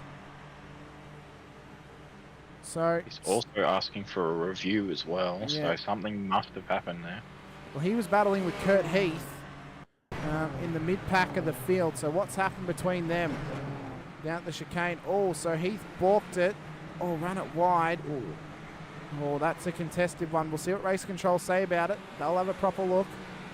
They'll check every single angle as they always do, but he's still parked there. Are we possibly going to get a safety car? Because he hasn't been allowed to tow just yet as Dodsey.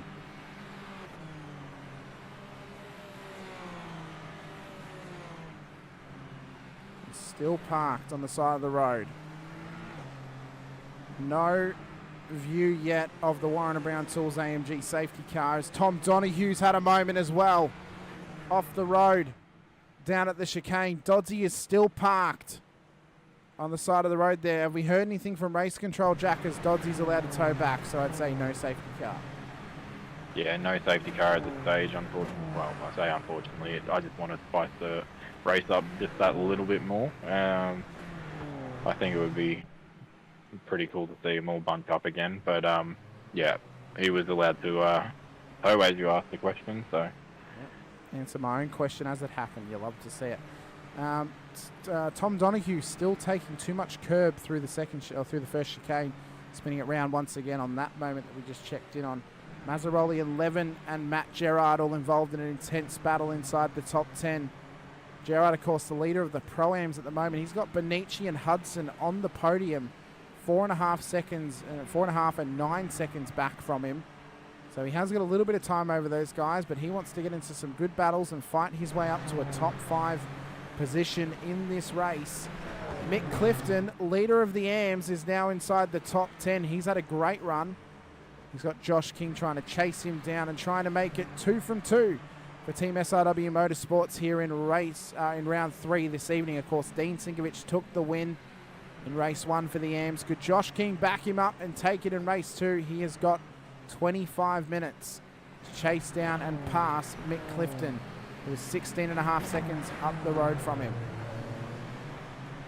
There was a bit of a jump there as well from the car behind him.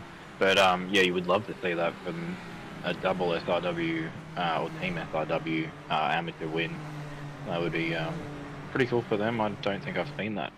I don't think I've seen that before in this series. So I'm sure they've done it on the Pro-Am side before.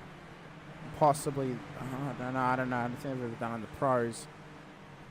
But we need Hutto to get those stats for us when he watches this back. Tell us if SRW Motorsports has had 2 separate wins on the night with 2 different drivers in the SFLs.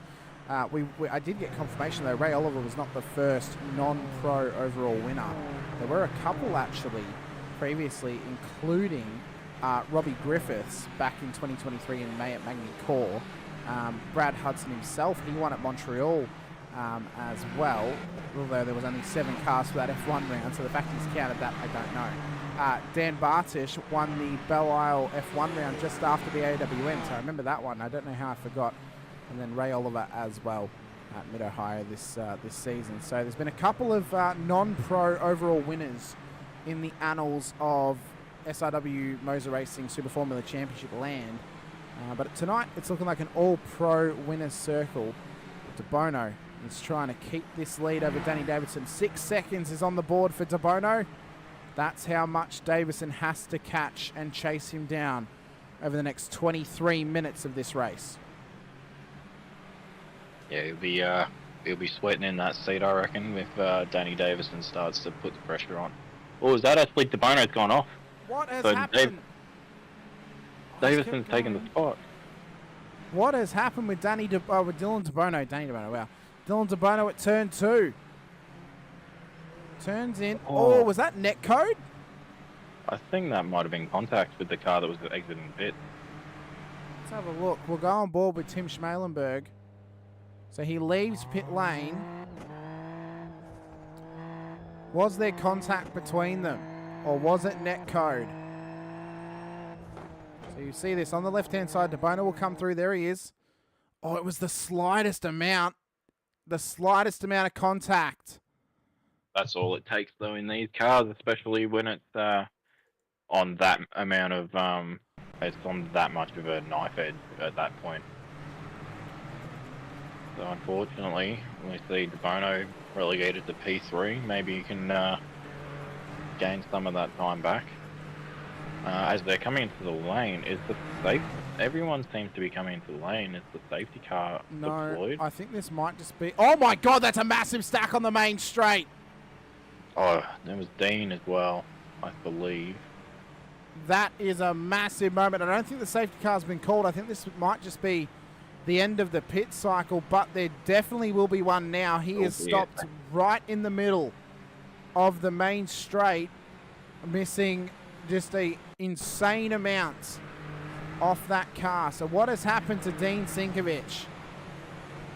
He's done it all on his own. So he caught... Oh my God, that is a wild ride. I don't think I've ever seen a car hit the left side of the wall so hard.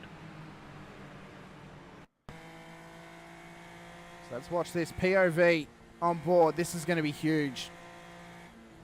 Oh, he had a little correction. If he hadn't have corrected, he wouldn't have been out there. But I know that Dean is in safety cars out on track.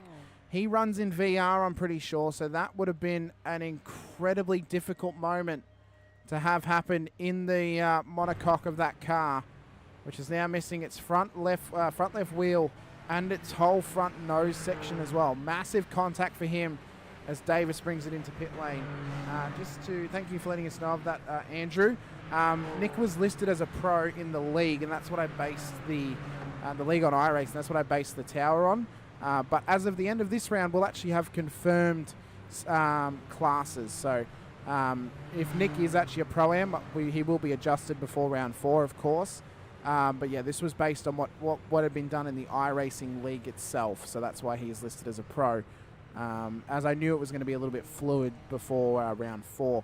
So the front few cars have come in. Danny Davidson, well, he's at the front of the field, but DeBono's been given a bit of a lifeline after that moment at turn 2, Jack. And I was going to say, before we got into any of this, for Schmalenberg, when he exited pit lane, the leader's coming up on you, the relative.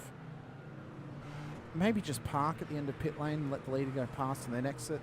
I know he doesn't have to, but, you know, you're coming out of pit lane. He has every right to exit pit lane, but realistically, DeBono, you know, it's an avoidable incident. I don't know whose fault it was. We'll leave that up to race control, but for Schmalenberg, he could have avoided that just by waiting and letting the leader go past him first.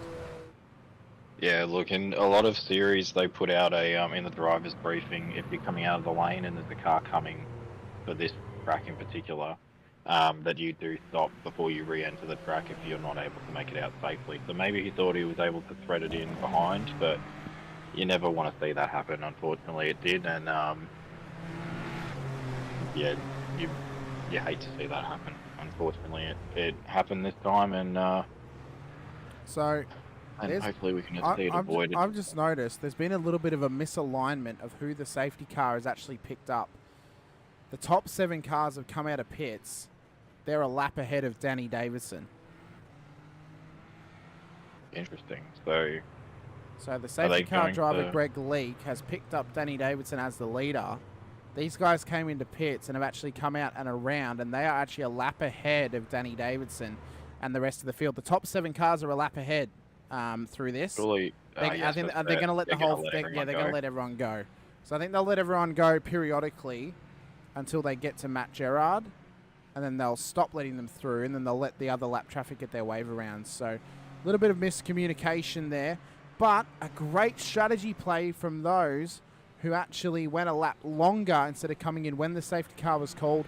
They've now gained positions, and they're all now in the opportunity for a win. Matt Gerard will lead this restart as a Pro-Am.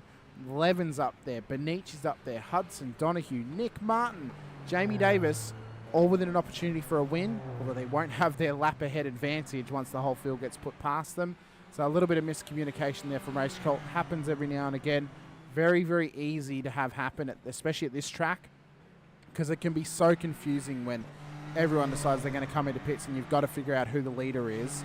And it's a determination factor. It's, well, is it Danny? Is it Matt? Who do we pick up? You know, it's one of those things that happens. Yeah, exactly. You even see it happen in real life as well, so it's not just a simulation thing. Yeah, it's very difficult to tell, especially when you get the leaders start to pit, and some of the people might not pit under the safety car, so they become the race leader. But yeah, it's very difficult to get that right in that situation sometimes. So it's easy enough to do. They'll get the order corrected, and we'll carry on. Which they're doing right now, so it means we're probably going to get an extra lap of safety car at this point. Came at the perfect time, right at the halfway point. Put them all back in, nicely closely contested, as Steven Singovich is struggling to get around the safety car. He nearly hit them then, as they've now picked up the leader, Matt Gerard. So now the only people who should be getting waved around would be those with wave arounds. So Kevin Wakefield, Matt Tesseriera if he returns to circuit, Andrew Proctor, Tyler Sheaf, Mitch Noble, Nick Schmalenberg, Harry Dodds, Callan Hodgkinson. Dean Singovich will not get one because he actually calls a safety car. Hodgkinson won't get one because his race actually ended on lap 3, so he won't get one either. But those other guys are eligible for one if they can catch the train. They will get let pass by race control, and then we will get racing once again.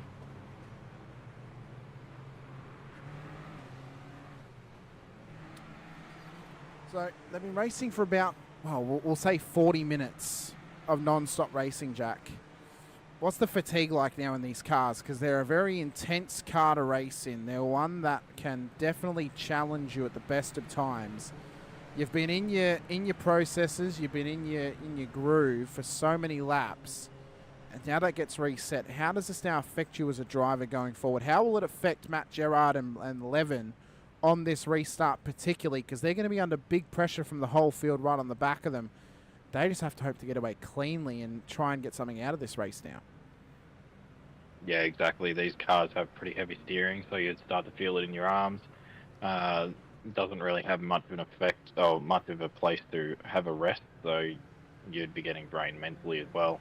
And you might start to see drivers start to make a few mistakes, maybe make a couple dives that they,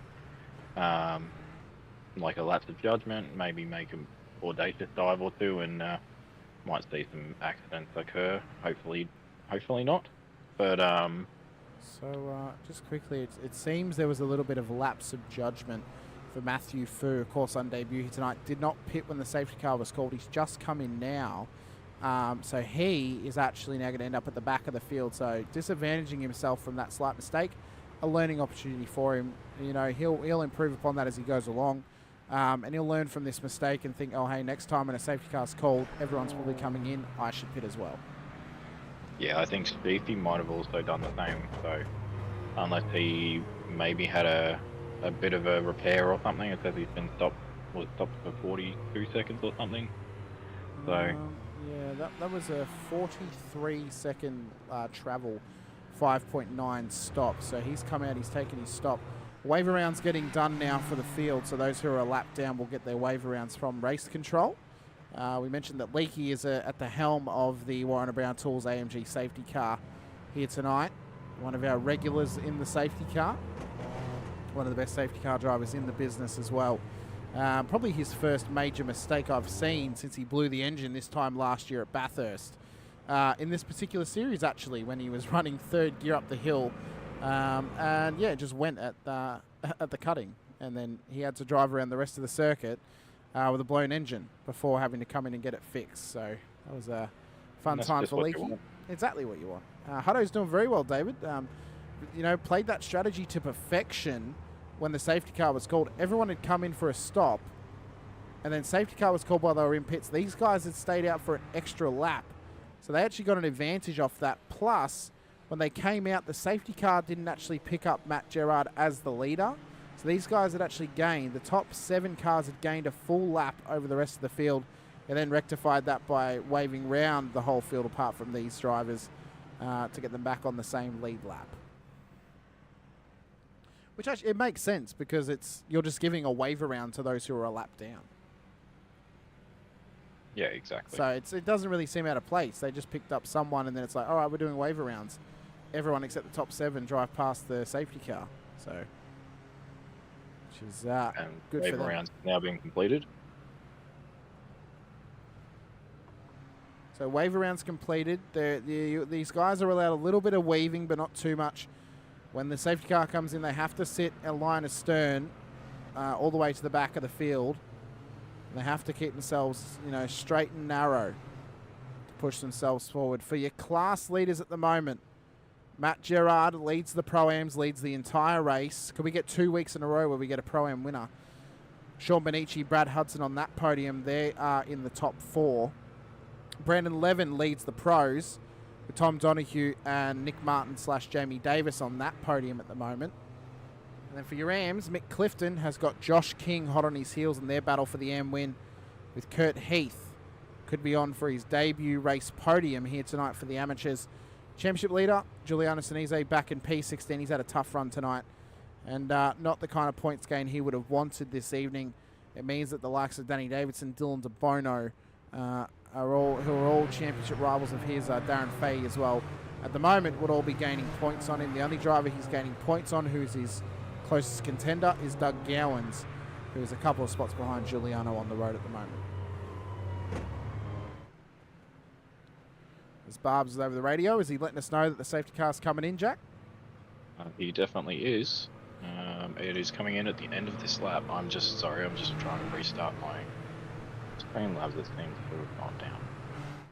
That's okay. We can run with it for the moment. So Gerard will control the field off the restart. Ray Oliver last week at Mid-Ohio took a race win for himself in the feature race. His first overall win of the season. Could it happen again tonight? Oh, that sneeze came at the wrong time.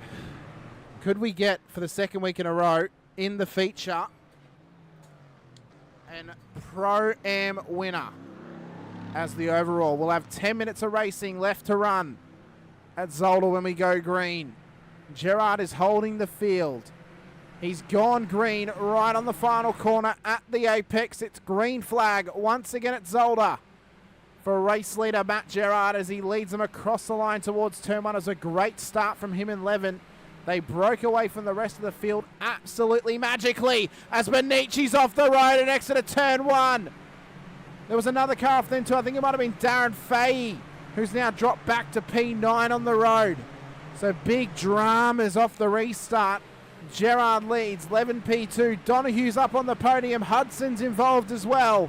But for Bonici, it's now lost opportunities, who went way wide at turn 1 and has now dropped to the back of the field as we enter the chicane. Once again, the front two have led this restart to absolute perfection. Donohue has got Hudson hot on his heels as they come around towards the second chicane as well, and their battle for P3 heats up. They've got Nick Martin on their toes. Levin's gone round on the exit. Levin is off the podium. Big mistake from Brandon Levin has dropped him into P17 on the road. So the fatigue is coming in. It's settling in for some of these drivers.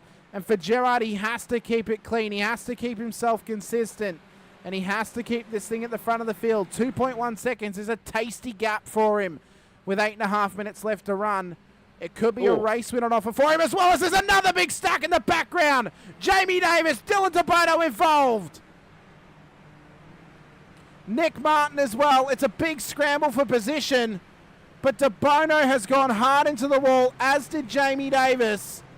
And there is debris everywhere down there. DeBono cannot get this thing back to pit lane. We could be under safety car once again, as Hudson's gone off the road as well. It's a scramble, Jackos. It's gone off.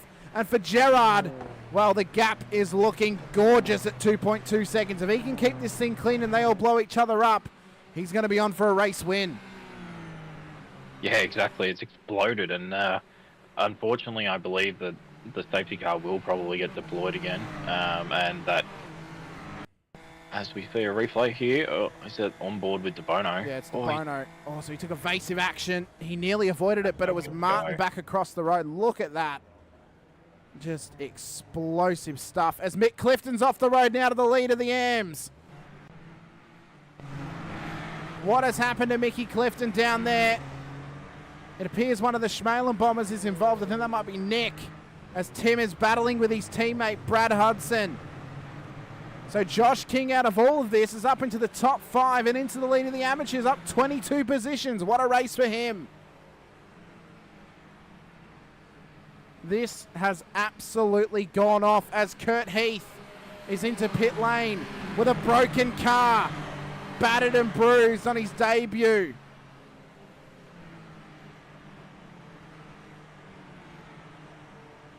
This has absolutely gone off its head off the restart, Jack. And for Gerard, well, he's got 6.5 minutes to survive the oncoming battle with Tom Donohue, is starting to chase him down, plus Danny Davidson as well, and Darren Fahey. Andrew Proctor is also crashed off in the, I believe it's the main straight. He's just been able to he's towed. Wow, this is intense. I mean, where do we look? Where do we keep an eye on? Because this has been absolutely incredible off the restart. Pure intensity, big chaos, big carnage, big controversy, which we love. And you do not know where to look. You do not. It's hard to even consume or produce words at this point. It is incredible. Giuliano Sinise, importantly though, championship leader, back into the top 5 of this race. Off of this restart, the only 2 championship contenders he's dropping points to now is Darren Fahey and Danny Davidson. This is looking like a much better prospect now for him to maintain that championship lead leading into Snetterton next week. Yeah, exactly. This thing, literally, as we were saying before, it's just a war of attrition and survival of the fittest. And as they say, to win, first you must finish. Exactly right. So, exactly right. Like there's a lot of cars in the pit lane at the moment getting repairs. Andrew Proctor, Dylan DeBono, Nick Martin, Nick Schmalenberg, Mitch Noble, Harry Dodds, all in the lane at this stage, as Steven Singovich has had another moment at turn 1 and off the road. So this is it's incredible. This is incredible stuff. We've got 5 minutes left to go. Should be no more safety cars. We've had 2 across the night. and the gap has just maintained at 2 seconds for Matt Gerard. So this, what a return to the series, what a return to form for him. If he can get this win next to his name and, well, just control himself a solid chunk of points in race 2. Donahue, this is a good solid chunk of points after a tough couple of rounds. Davison, you know, he's trying to make up points after last week's mistakes. Fay trying to keep it clean. He's P2 in the championship race at the moment. He's only gaining a couple of points on Sinise at the moment for that championship standings, but those points could be crucial when it comes to the end of the season. So it is going to be imperative for these guys to run clean and avoid these major wrecks. The driver you got to feel for is Dylan DeBono, as Tim Schmalenberg's now gone off at turn 1.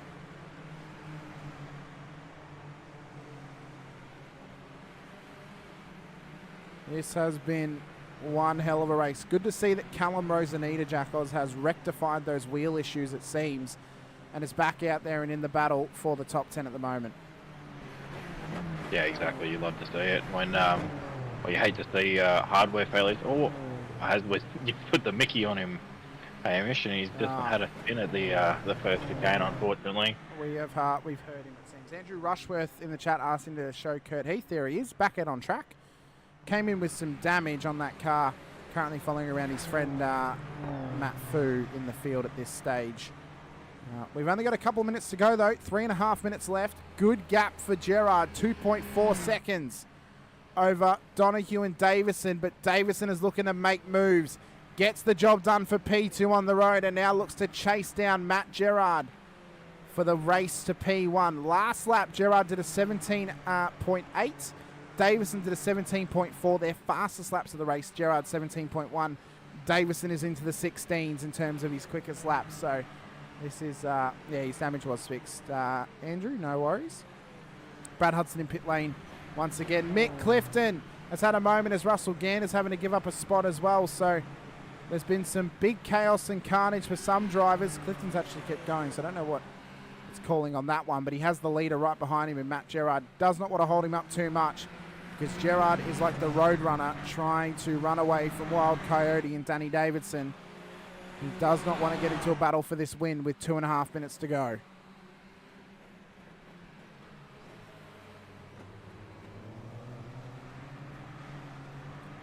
As we come up towards the final chicane.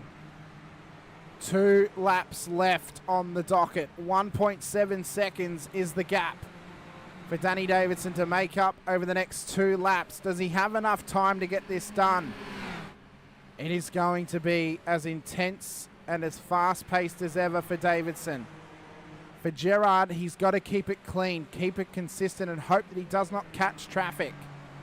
He's got 17 seconds to the next lapped car, that is Brad Hudson on the road. But for Matt, I mean, the brow sweat right now, Jack, would be, well, to be torrential at this point. Yeah, I think he'd be floating in the monocoque of the car at the moment, and he'd be sweating so much. So, yeah, you'd be almost wanting to just turn off all your mirrors at this point and just forget about the car behind you and try and make the gap, or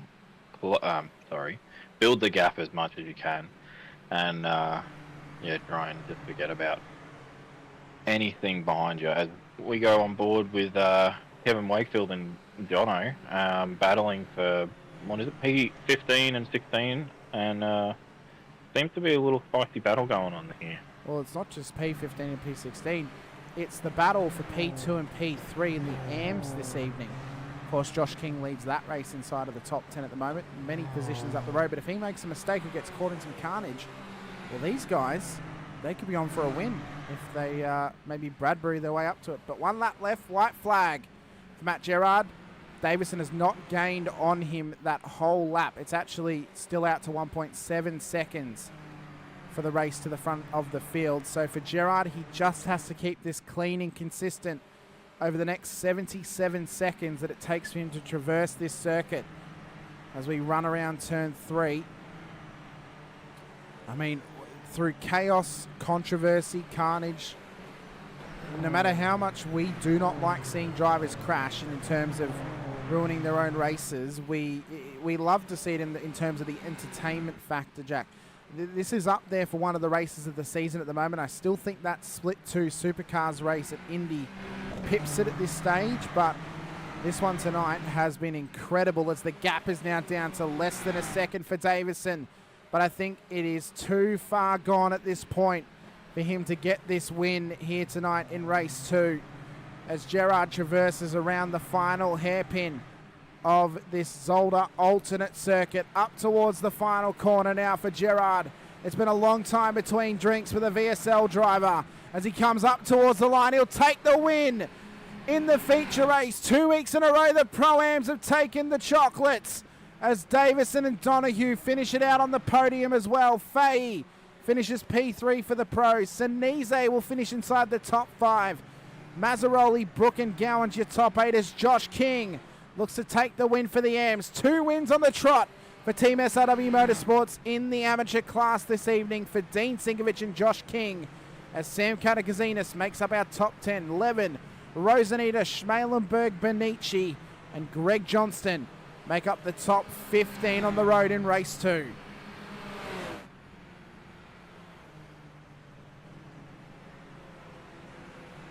And in this one, we have 24, is it 24 or 25? 25 finishes, Jackals. We had 25 out of 32 or 33 starters. 25 of them finished the race. Absolutely intense.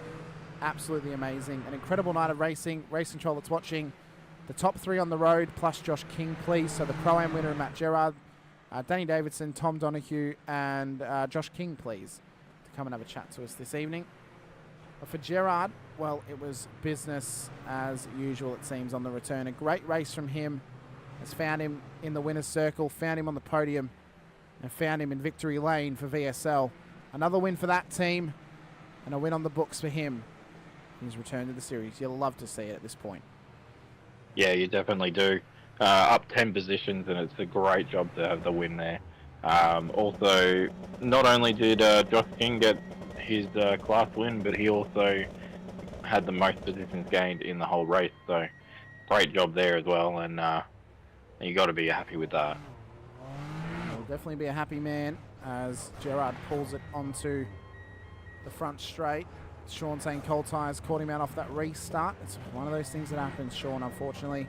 Oh, but Gerard's gone for a burnout, put it straight in the wall, so it's unfortunate for Matty, but oh well, it's what happens from time to time. Oh, and he's hit another driver as well. You got to have a bit of practice with the celebration burnouts there. Poor Matty Gerard. Poor Matty Gerard off that one. 2 consecutive weeks of Pro-Ams winning. It's incredible. Maybe they're the new pros out on the field. I mean, last week was Ray Oliver. This week was Matt Gerard. Who's going to win next week in our 60-minute thriller at Snetterton? I mean, could it be maybe a Rosanita win? Could it be a Benici? Could it be a Schmalenberg?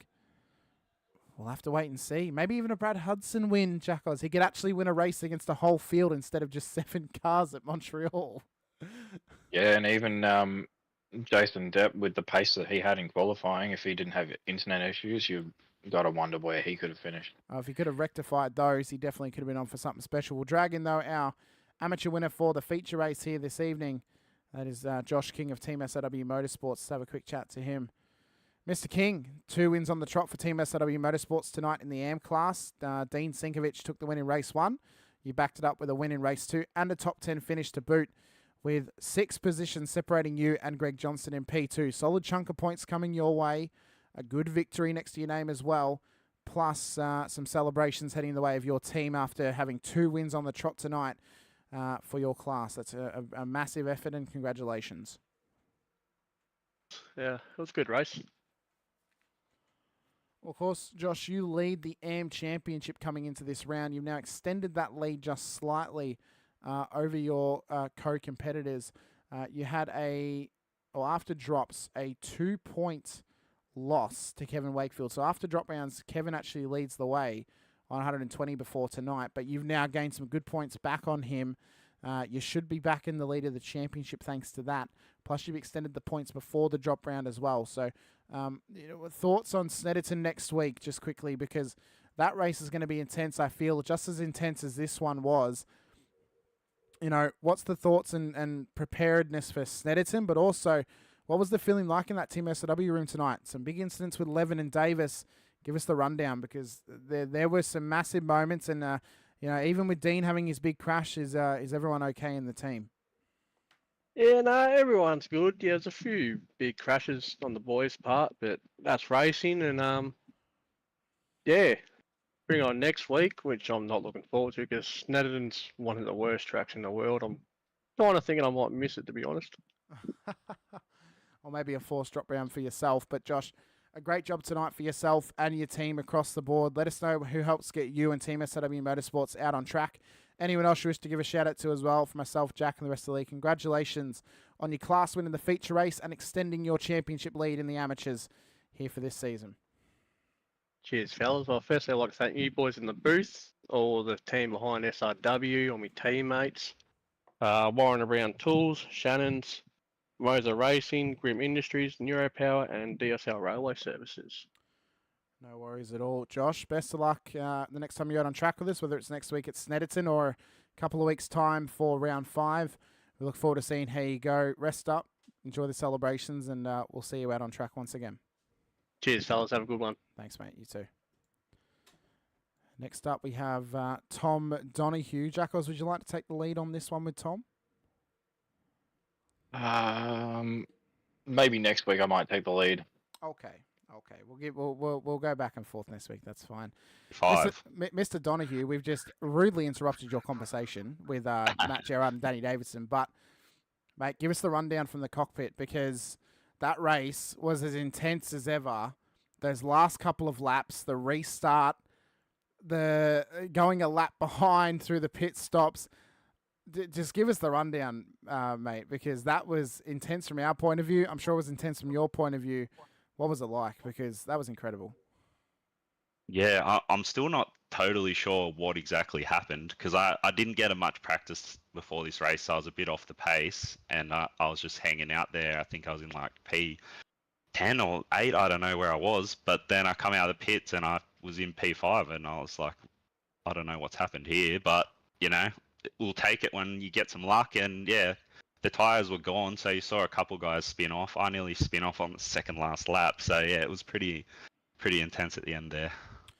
So, the way that we kind of realised it was, so everyone had come in for their regular stops. You guys had stayed out. That's then when the safety car's kind of been called. So you guys obviously come in, and I think the safety car's actually picked up Davison as he's exited pits, because they've assumed that he's the leader and that everyone's come in. And that's how you guys have actually gained the whole lap on them. Paid out in your favour. Obviously, they had to get a wave round because they were a lap down. But, what were some of the strategies tonight? Because obviously, a huge possibility of safety cars. We obviously saw there was huge possibility of carnage. What was it like trying to avoid that and just keep the car clean out on the road tonight? Because I know it can be a bit of a beast around here. Yeah, it's honestly really tricky. Those chicanes, if you hit them wrong, you instantly spin or get a massive slowdown, so it's quite tough. I honestly expected a bit more safety cars, so I was always just going to run until my tank went empty. So I was surprised when I heard that the leaders were pitting, because I still had 4 laps of fuel, so I'm not sure why they decided to pit then, but yeah, I was going to go for another 4 laps, if there was a safety car or anything. So I mean, I guess you can say it was a bit of strategy, but a bit of luck too, and that's what you need. Well, sometimes the luck goes your way. Sometimes the dice rolls pay off for you as well. Let us know who helps get you and everything simulator racing out on track. Tom, anyone else you wish to give a shout out to as well? For myself, Jack, and the rest of the league, congratulations on P2 in the class here tonight, but P3 overall on the podium. Yeah, thanks, guys. Thanks to Everything Simulated, RSW Graphics, RKS, Adrenaline Events, and Home Computing. And thanks to you guys for putting on the broadcast, and the league for everyone who organised it. Very good, Tom. Best of luck next week at Snedderton. We look forward to seeing how you go, and we'll see if you can get yourself another podium on the board as well. Yeah, we'll see. I've never driven that track, surprisingly, so that'll be interesting. This week is my first proper broadcast of that track for another Supercars series. So Snedderton seems to be on the books for a lot of series at the moment, and I'm interested to see how a lot of drivers and series are going to go around there. So it should be good. But best of luck in your practice and in your preparations as well. We look forward to seeing what you bring next week. Thanks, guys. Thank you. Next up, we have our Pro Class winner, but P2 on the road this evening, Danny Davidson, who had a great race in race number 1. And we cut you off as well, Danny. We did it to Tom when we dragged him in, and we've rudely cut you off in your conversation with Matty Gerard as well. But P2 on the road tonight, P1 in class, Danny. Some intense driving out there, some intense battles as well, trying to traverse through a heap of carnage. First thing I want to give to you, though, is you come out of the pits, you're behind the safety car, you think you're in P1, and then all of a sudden there are 7 cars a lap ahead of you at the back of the train. What was the thoughts going on at that point? Thoughts were like business as usual, because I usually get stuffed over by safety cars, so I'm pretty much used to it. So no surprise. I'm not sure what happened exactly with the safety car. I pitted early before the safety car to avoid dramas with the safety car. Then I ended up in 8th, so it didn't work out too well. I think what probably happened was because the majority of the field had come in, safety car was then called. Those front runners had stayed out for an extra lap or so and then obviously come in because the safety car's called. But safety car must have just thought that you were still the leader at that point because maybe they thought everyone came in. I'm not sure. But, I mean, it worked out in the end. You still got yourself a podium and a class win and some good points. You had great pace tonight, of course. Are you feeling confident this season? I mean, a bit of a mistake last week, maybe forcing a drop round for you, but there's a good calendar coming this season as well. Good opportunities for some wins. Are you confident leading throughout the rest of this season? Yeah, I'm actually very confident. Yeah, things have been going well with the pace. The pace is there, and even some of the lap tonight, I dodged a lot of carnage.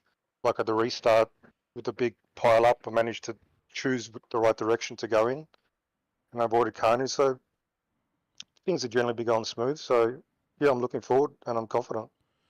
Well, mate, we're glad to hear that. The title fight's looking to be an intense one with multiple drivers in it, including Darren Fahey, Doug Gowans, Dylan DeBono, Giuliano Sinise, who leads the way in that title race, and I know that you're going to be a contender throughout this season as well. I know you're still running as a privateer, Danny, but let us know of anyone you want to give a shout-out to, as well as congratulations on your class win and your P2 here tonight on the road as well. Yeah, thanks, guys.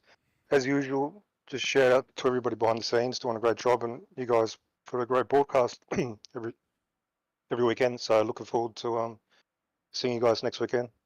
No worries, mate. Best of luck next week at Snetterton. We look forward to seeing how you go. Cheers. And if you can get back to overall winning ways as well, congratulations.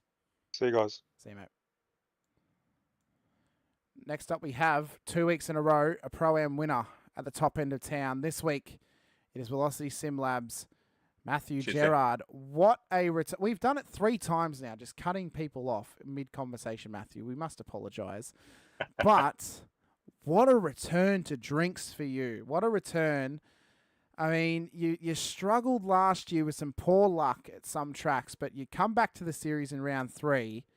And for 2 weeks in a row now, we've had a Pro-Am winner in the feature race, and this time it is you. You had some great pace out there, some great consistency. Mate, congratulations, because that there, it seemingly came out of nowhere through a little bit of safety car chaos, but had to have yourself in that position to get there. I mean, what are the thoughts? Because is this your first overall win in the SFLs? This is my first overall win with SRW in any of the series I've run, mate. I'm absolutely over the moon. Well, mate, we are we are so glad, because that's now 2 first-time winners tonight. Dean got his first class win in the AMS tonight, which we've been waiting for about 4 years. And then you've got your first overall win as well in any series. You put your name onto a very short list of non-pro drivers to win overall in the F3 or SFLs here in SRW. But, mate, what are the thoughts? Obviously, Dylan's been struggling this season a little bit, maybe dealing with some things off the end of last season where he arguably had the championship stolen from him without his own fault. You've come back into the series after missing the first couple of rounds. What's the plans? What's the thoughts going forward in this season after already using a drop round and copping a donut next to your name after missing the first 2 rounds? Yeah. Look, it's get out there and race when I can. Work always seems to jump in the way. So I'll just get out there, have a good time, just keep working on that bit of racecraft, and learn from those quicker guys. The quick guys in my team and the guys that we race up against. It's how you get faster. Well, mate, it sounds like you've got a great mindset coming into this season once again. Something, have you guys hired a psychologist or something at VSL? Because obviously, Dylan came in last season with a whole new mindset. you've come into this season with a great mindset of just getting out there, having some fun, racing when you can. It's like a new VSL coming into 2025, and we love to see that. We love to see personal improvements for your team as well. You guys have been up and around the front for such a long, long time. But, I mean, Matty, you know, the floor is yours. The red carpet is rolled out for your first win. I hope that simulated champagne tastes as good as ever, but let us know who helps get you. Velocity Sim Labs out on track. Anyone else you wish to give a shout out to, mate? For myself, Jack, and the rest of the league, congratulations on your first overall win in SRW. You are now a race winner in SRW after I don't know how many seasons you've been racing with us. So congratulations. Woohoo, boys. Absolutely. Just over the moon. Thank you so much, eh? Look, I'd like to thank Velocity SimLab, all the boys involved in the team, both the endurance side as well as our just straight road racing side. Here to Race YouTube channel, our new sponsor, Barber Republic, there in Sydney, and our major sponsor at the moment of Haikoki Power Tools Australia. Without all their help with practice and so forth, yeah, we wouldn't be working our way up the ladders like we've been doing. Also put a thanks out there to Dylan for his instruction before the race with his beautiful notes that he wrote down. He knows what I'm talking about. And another one, I just want to put a thank you out there to Mr. Doug Gowans for his efforts with the team over the past number of years, 5 odd years he's been with the roadside. The effort that he's put into myself and teaching me my racecraft, as well as helping Dylan and all us, the younger guys that have been coming through, or should I say the more novice guys coming through. You would have seen that he's stepped away from the team to pursue his own interests, and it was very sad to see him go, but you know, a big thank you to him for everything he's been a part of with the team. So does this now mean the Guns Out moniker must go to you, Matthew, as Guns Out Gerard now for VSL possibly? Oh, that's a hard set of singlets to fill, mate. So I don't think we can ever replace Guns Out Gowans. I don't think we could, but congratulations, Matty. Well done. So great to talk to you once again. It's an absolute pleasure. Best of luck next time you're out on track with us here in the MOZA Racing Super Formula Championship. Enjoy the drinks, no matter what you're having to celebrate this win. Enjoy it, and yeah, we'll see you on track once again, I'm sure, very shortly. Awesome, boys. Thank you very much again, eh? Thanks, Matty. Appreciate it, mate. Well, Jackos, what a race. A night of firsts for some drivers, a night of victory lane for some others as well, but also a night of what was pure chaos, as Mr. Barbs has now joined us as well, our lead race controller. Barbs, anything that you wish to say to the people out there in regards to this race? Oh, mate, I nearly red flagged it. The reason I popped in was to explain the safety car. Yep. Because I heard you guys, a couple of the drivers asking about it in their interviews. Simply a case of when the safety car gets deployed in a pit stop phase, it's very difficult to pick up who the leader is. Yep. And once the safety car starts deploying and there's cars exiting pit lane, it's best to put the safety car on the track than have a situation where cars are waiting behind the safety car in pit lane. Yep, for sure. So once we got the safety car out, identified who the leader was, it's just a simple case of waving the cars between the safety car and the leader around. Well, I was going to say, it pretty much comes down to it's just like a regular wave around. They're a lap down, so they just get their wave around past. Yeah, look, it's a little bit unfortunate because those cars that come out or that find themselves behind the safety car can't proceed around it at racing speed. But the order doesn't change at all. So, yeah, you know, those cars were going to be in that position whether they formed up behind the safety car or not. But it's just a matter of you have to put the safety car out somewhere, and it's best to get the safety car out well in advance of the leader than have them miss the leader. Exactly, and then they end up a lap ahead, and everyone has to get away. And everyone has to get past the safety car. Yeah, That's exactly. Right. So, yeah. Oh, very good, Barbs. Very good. Well, I can't say I'm surprised that you nearly red flagged that there was some massive crashes, and yeah, that was intense. Very, very intense for us in the booth, but I know the drivers as well, and I'm sure you guys in RC. So, great job once again by you guys. It was a learning experience for our trainees, put it that way. All right, thanks, boys. I'll let you close up. No worries, See you next Barbs. week. Thank you. Bye. So an intense race, Jackos, an intense round once again, full of chaos, full of carnage. We nearly saw our first red flag scenario in the Wednesday nights, which would have given Matt Gerard the win. But, I mean, thoughts, opinions, what are we thinking after this race, and how are we feeling going into Snetterton next week? Oh, well, if it's anything like this, I'm excited for Snetterton for once. I've never been a big fan of Snetterton, but from the racing here, it's definitely going to be an interesting one. It's going to be full of battles, and I'm excited to see it. Yeah, so am I. Running the 300 layout next week. That is the full course of Snetterton. Should be a great race for a 60-minute affair coming your way for the MOZA Racing Super Formula Championship for round 4. The rest of this week, we've got some great racing coming your way tomorrow night. The Legacy Lime Rock Circuit for the Shannon's Insurance Toyota GR86 Nationals with Sinker and James Parfitt in the booth for that one. Those guys will be racing in sprint round conditions, a 20 and a 40. It's all sprint rounds this week. And then Sunday night, we're back for the Warner Brown Toolsbet Supercars Championship at Belle Isle for another sprint round for that series before they go on a week hiatus. Next Sunday, we'll have a week off, so it'll be 2 weeks between rounds pretty much for round 3 and round 4. But that intense racing is coming your way. You guys do not want to miss it, so be sure to hit the like button and subscribe, the bell icon as well, so you're notified whenever we go racing here on SRW TV. As I mentioned, some big racing coming this season. The battles are plenty here on the Wednesday nights, the Thursday nights, and for the supercars on the Sunday and the Tuesday as well. You guys don't want to miss it. But a big thank you goes out to all of our series sponsors, including our title sponsors, Warner Brown Tools, for their support of the Tuesday night Warner Brown Tools Viet Supercars Series and the Sunday night Warner Brown Tools Viet Supercars Championship, as well as MOZA Racing for coming on board and supporting the Wednesday night MOZA Racing Super Formula Championship, and as well to Shannon's Insurance for their support of the Thursday night Toyota GR86 Nationals, as well as our other series sponsors, Shunt Scenery, Pheonix Driver Development. Contact to Rehan or Laz Leonage for any of your setup or driver development needs, and as well to Grim Industries for their support of the series via the sales of their V8 coffee table, which can be found on Prime Video's Top Gear Australia during the news, interviews, and other studio segments. But I'm Hamish Munro, joined by Jack Anderson once again. And until next time, appreciate your time, appreciate you for being here with us. See you guys next week for Snetterton. But until then, stay safe, drive hard, and as always, bye for now.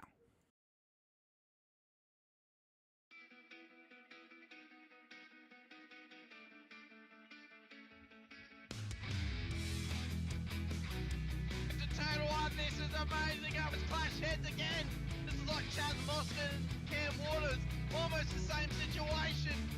Better contact going down the hill. Sam Noble wants to snip on Dave Coleman now. Sam Noble bottle right now because tell you what, Bruce Tanak and Jamie Dyke just